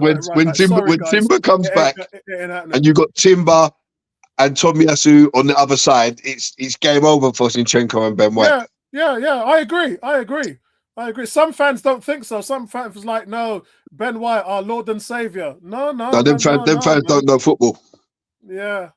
I just think, like, guys, it's going to sound to you like excuses, and it really isn't, because we're playing like this because we simply don't have our big guns. And it's been happening since the start of the season. When Partey had to start at right back, there was a lot of things that happened in the team there that a lot of fans don't know about. And this has just transcended with Martinelli getting injured, Saka being overplayed, Jesus getting injured. Twice.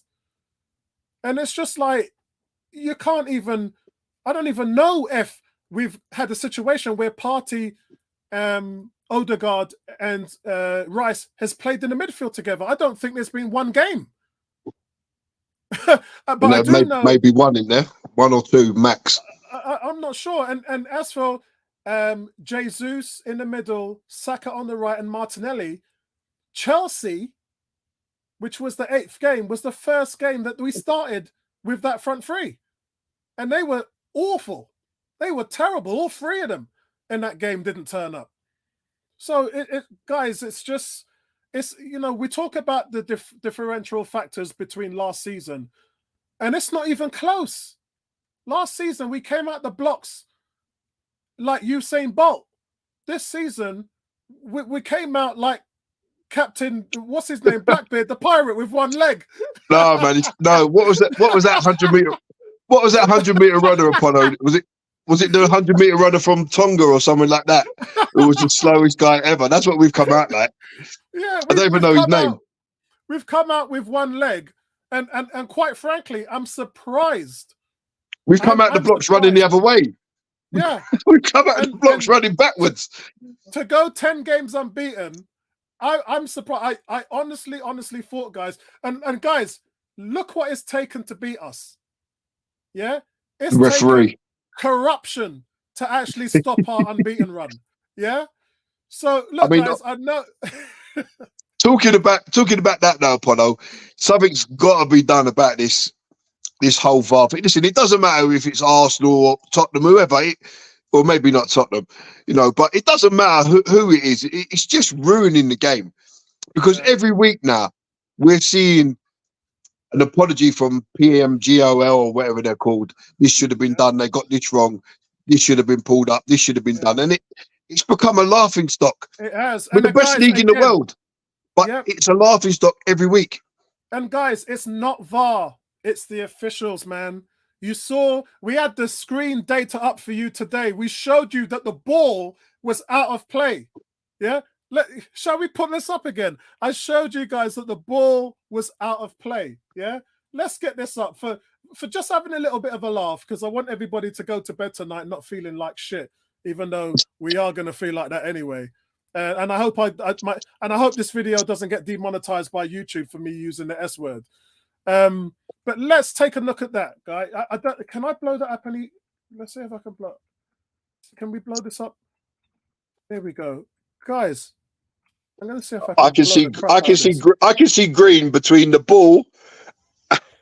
So no, do you know what? Guys, it looks like that ball is not completely out.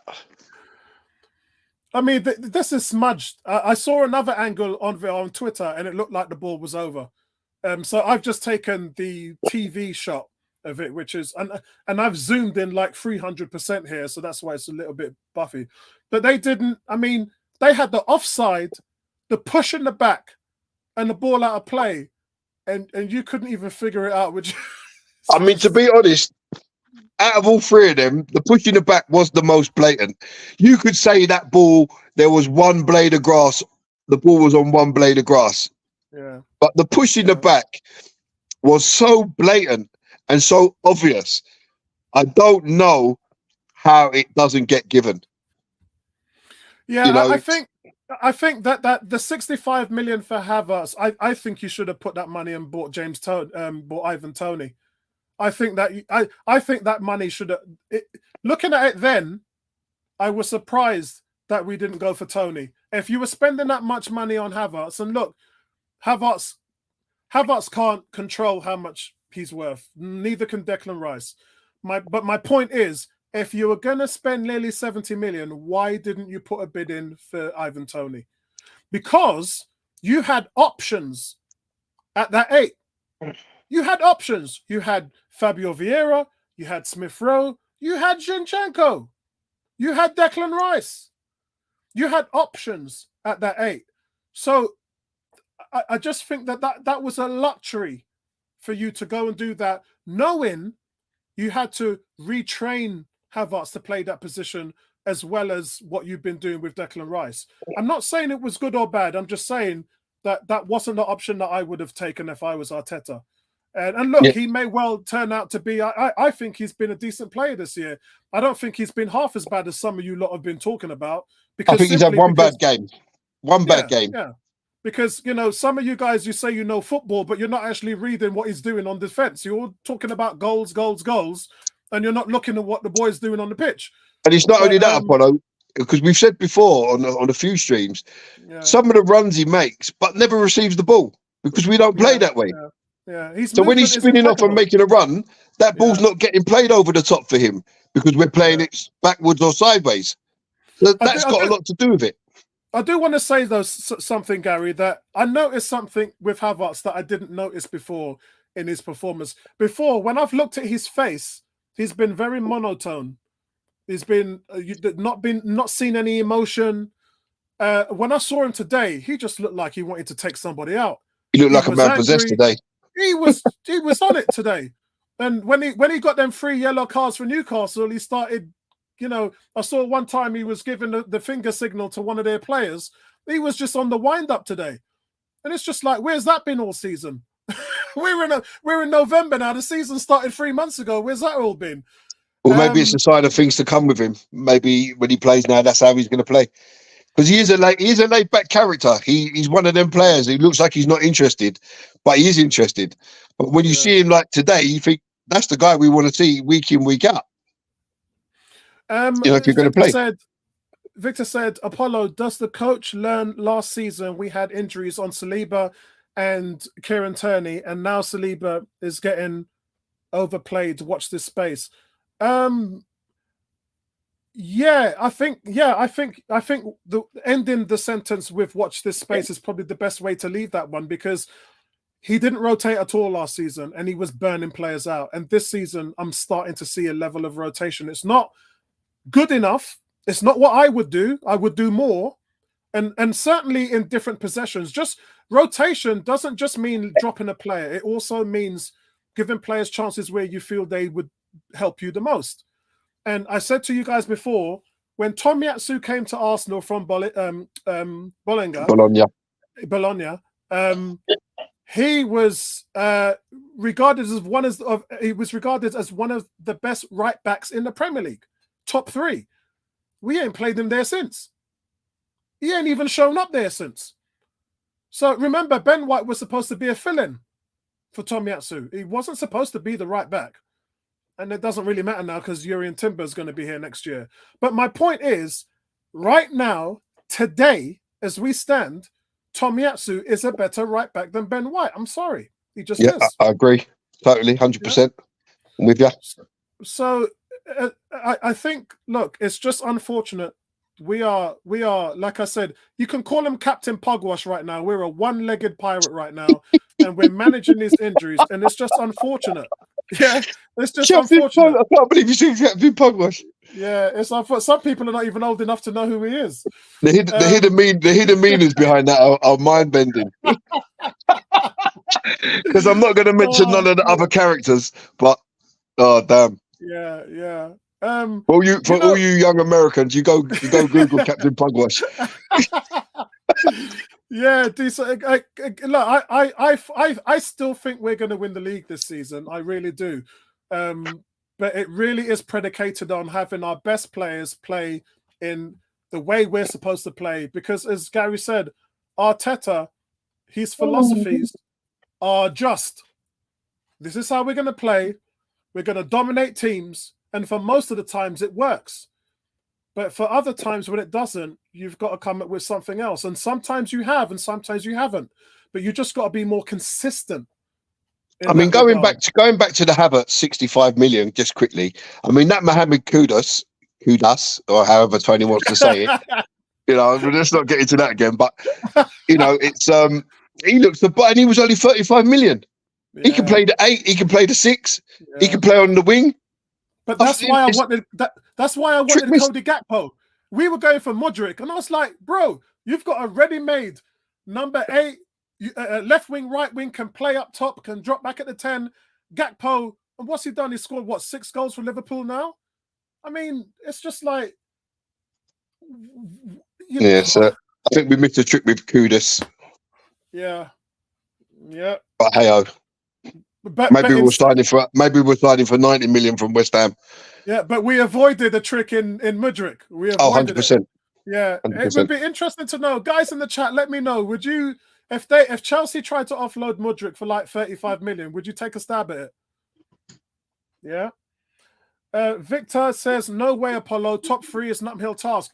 I tell you what, Victor, this is the first season in Premier League history that has 3 teams with 24 or more points over the first 10 games. That tells us that this is probably going to be the most competitive Premier League season yet. But the Premier League has got more competitive over the last 6 or 7 years. Every team now, with the TV money that's coming in, every team now can afford to go and spend money. Whereas before, it was only really the top 6 that could go and spend 100, 150 million. Now you'll find that most teams could go spend 70 to 100 million easily. So that's why it's the most competitive. So there's no easy game in the Premier League from bottom to top. It doesn't matter who you play. If you're not on your game, you can get taken out. Richard, good to see you, Richard. I hope everything is well with you, bro. he says, Apollo, how likely is it that our strikers can really bring it home?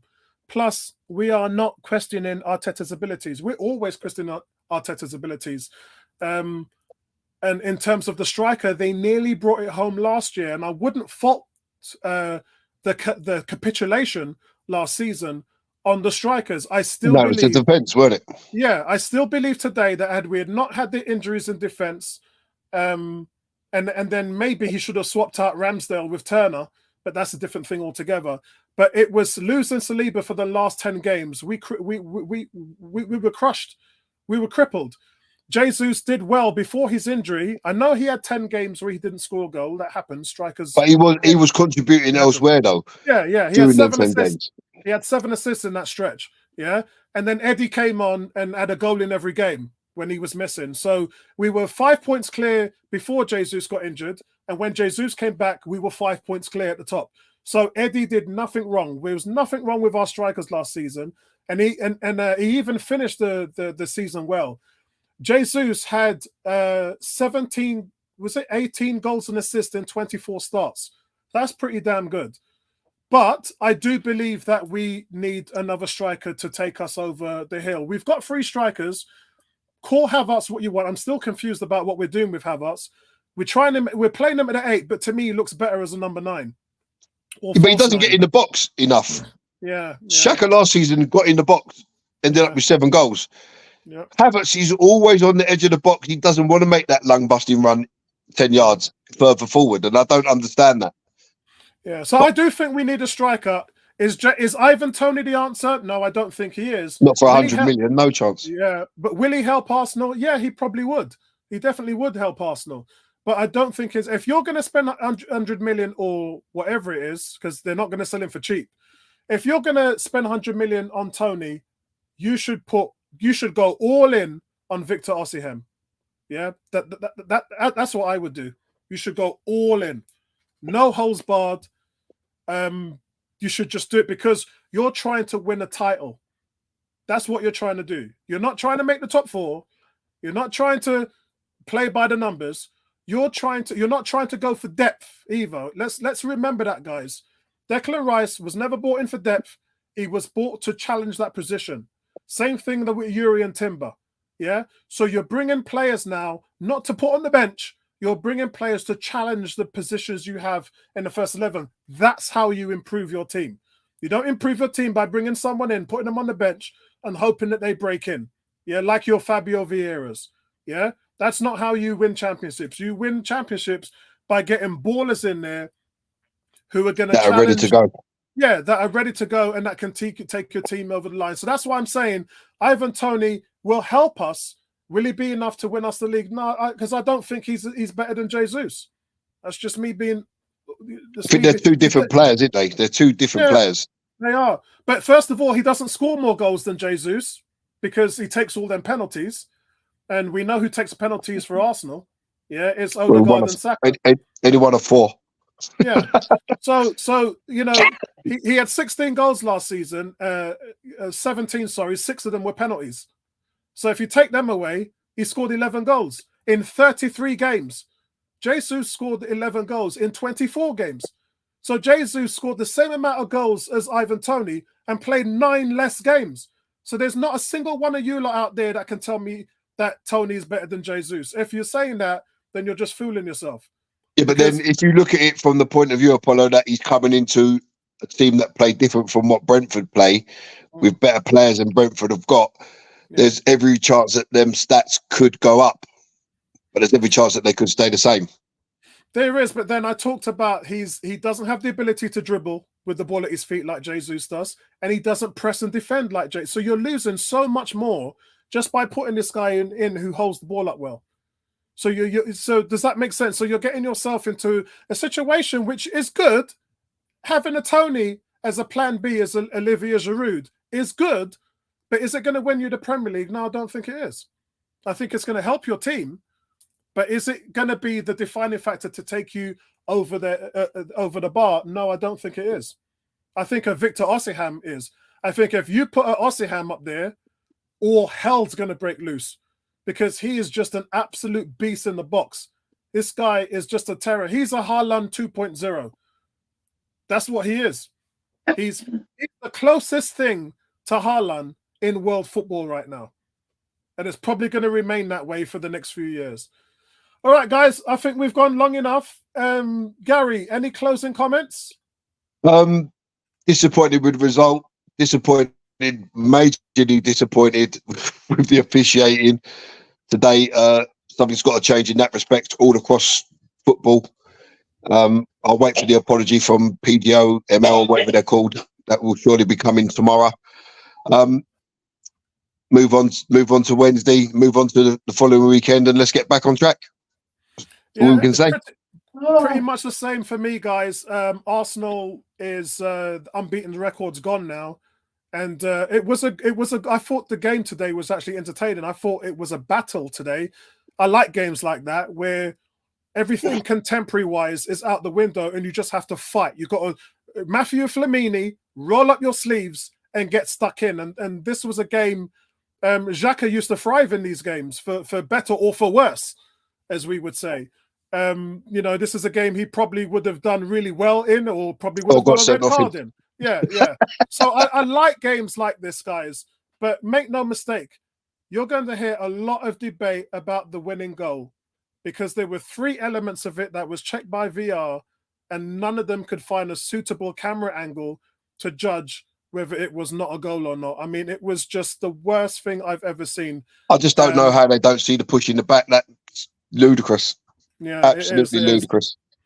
So appreciate that, Richard. It says excellent post-game reasoning. I appreciate that, bro. Guys, have a great weekend. Love you like cooked food. And I'm not sure if we're going to see you on Wednesday. We might do, actually, because Tony's in Germany only for a couple of days. I'm going to be at the Emirates Stadium for the Sevilla game. So I'll speak to you guys later, man. Enjoy your weekend.